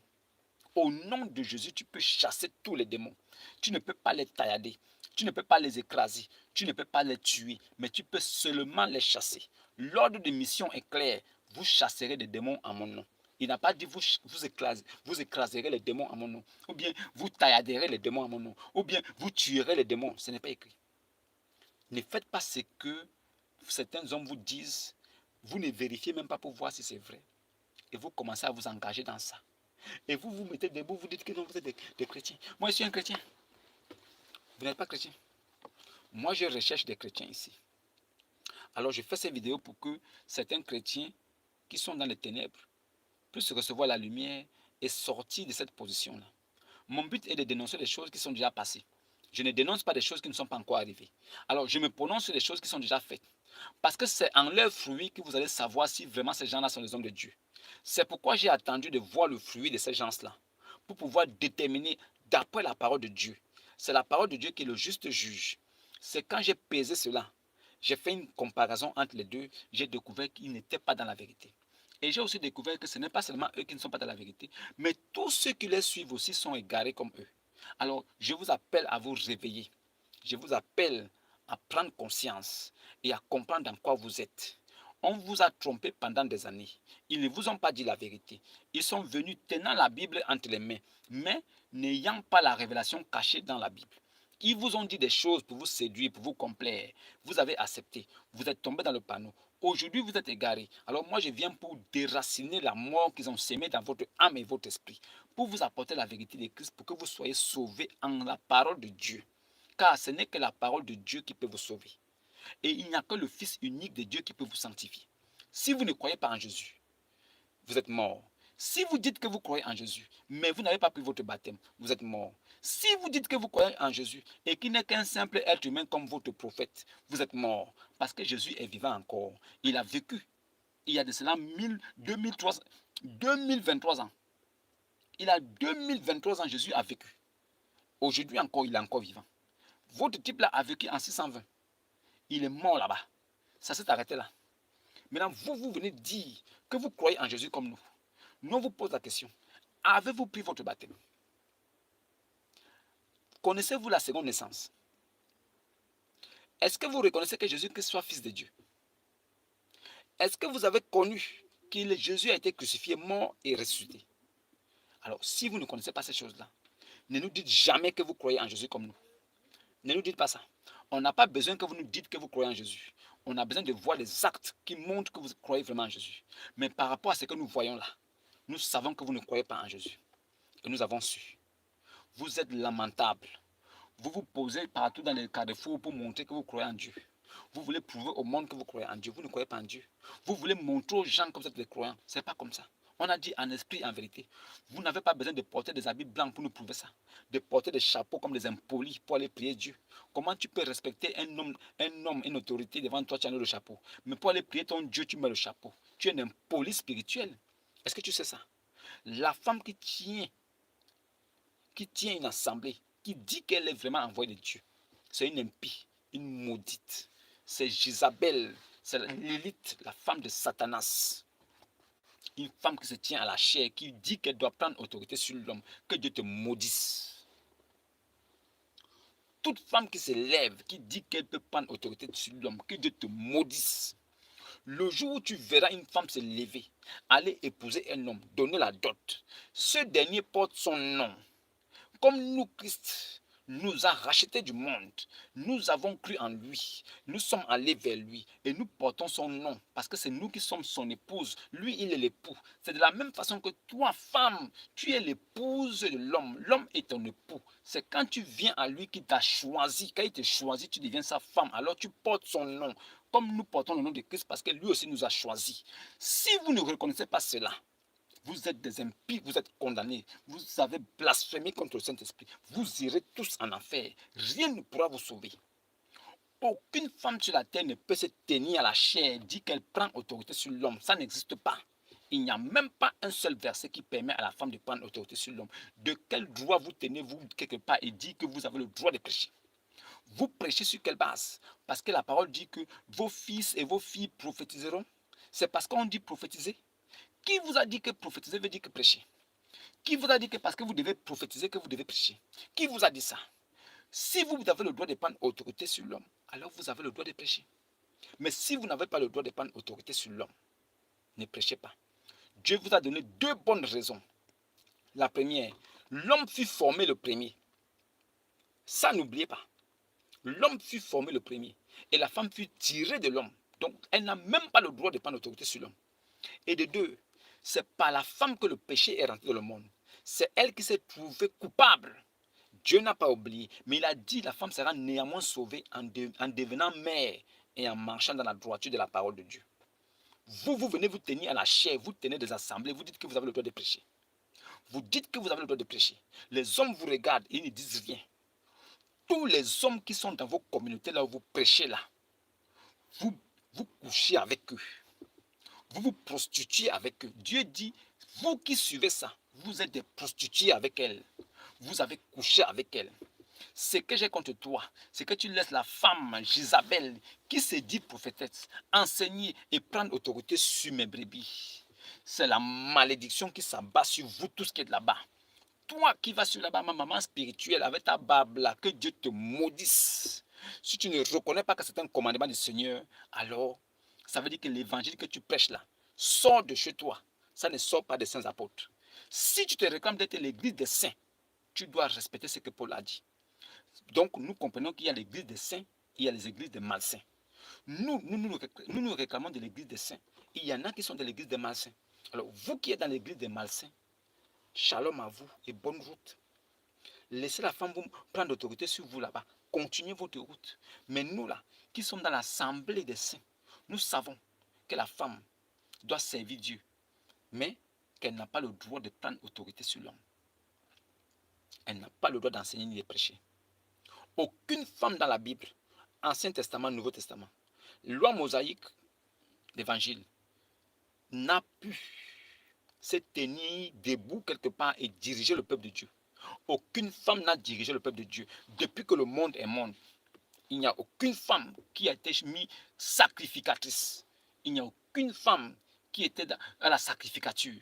Dans la tribu de Lévi, il y avait des femmes qui naissaient, mais aucune femme n'a tenu le peuple de Dieu et n'a dirigé le peuple de Dieu vers une direction. Ça n'existe pas. Ne nous amenez pas à la fête que la femme doit prêcher. Ça n'existe pas. Ça existe dans vos communautés, là où Jésus n'existe pas. Mais si vous vous réclamez de l'église des saints, alors que les femmes se taisent, il ne leur est pas permis d'y parler. Il est malséant et nauséabond à la femme de parler dans l'église des saints. Qu'elle se taise. Alors si elle a des choses à demander, qu'elle interroge son mari à la maison. Si elle a des choses à demander là, c'est à la maison qu'elle interroge son mari. Mais à l'église là, dans l'assemblée des justes là, dans l'assemblée des saints là, chut, fermez-la. Alors, toutes les communautés, là où les femmes prêchent, et que vous soutenez cela, que Dieu vous maudisse. Tous les hommes qui soutiennent les assemblées des femmes qui prêchent, que Dieu vous maudisse tous. Parce que vous avez blasphémé contre la parole. Et vous avez déjà votre récompense. Voilà. C'est des choses que vous devez savoir qui vont vous amener à comprendre beaucoup de choses. La vie du chrétien, ce n'est pas seulement de regarder et de ne rien dire, mais c'est de condamner ce qui a à condamner. De ne pas participer, de ne pas prendre part aux œuvres du mal, mais condamner-les plutôt. Alors, c'était ça le but de ce direct, pour vous amener à comprendre certaines choses. J'espère que cela va vous édifier, que vous réussirez à comprendre réellement la parole de Dieu, que vous réussirez à comprendre que Dieu parle encore de ce monde et que sa parole est encore vivante. Voilà. Maintenant, pour ceux qui ont des préoccupations, laissez vos avis en commentaire. Je vous répondrai. Si vous avez des choses, des préoccupations, n'hésitez pas, informez-moi. Je trouverai du temps pour vous répondre. J'aurai toujours du temps à répondre à tout le monde. Je réponds à ceux qui sont des véritables enfants de Dieu. Je réponds aussi aux ânes sauvages. J'ai le temps pour tout le monde. D'ici là, portez-vous bien et que la grâce de Dieu vous accompagne et que son visage vous soit révélé, vous qui ne l'avez pas encore vu, et que vous sachiez que c'est Dieu qui révèle aux hommes le Fils et que c'est le Fils aussi qui révèle aux hommes Dieu. Si vous n'avez pas compris ça aussi, ce n'est pas grave. Je vous en conjure devant Dieu et devant Jésus qui reviendra juger le monde et au nom de son avènement et de son royaume. Je vous en conjure, je t'en conjure devant Dieu et Jésus-Christ. Dieu et Jésus-Christ, ça fait déjà deux choses. Dieu et Jésus font deux personnes. Je t'en conjure devant Dieu et Jésus-Christ qui viendra. Dieu et Jésus viendra. Ça veut dire que l'un est dans l'autre et l'autre est dans l'autre. Si vous n'avez pas compris ça, c'est votre affaire. Voici, il vient dans les nuées et tout œil se lamentera. Tout œil se lamenteront à cause de lui. Toutes les tribus de la terre vont se lamenter à cause de lui. Pourquoi? Il vient. C'est Jésus qui reviendra. C'est Jésus qui reviendra. Celui qui a suivi Jésus là, c'est lui qui sera sauvé. C'est lui qui est déjà sauvé. Mais celui qui n'a pas suivi Jésus, qui a suivi un autre homme qui s'appelait Ibn Abi Kapsha, qui vous a montré comment marcher, comment faire, comment vendre les hommes, comment vendre, comment légaliser la prostitution, comment payer le sexe pour pouvoir s'amuser avec, comment coucher des petits enfants de 2 ans, 3 ans, comment coucher des cadavres, comment couper des coups, comment manger la chair humaine. Celui-là qui vous a amené dans ça, suivez-le. C'est votre affaire. Moi, j'en ai fini avec vous là. Shalom et à demain.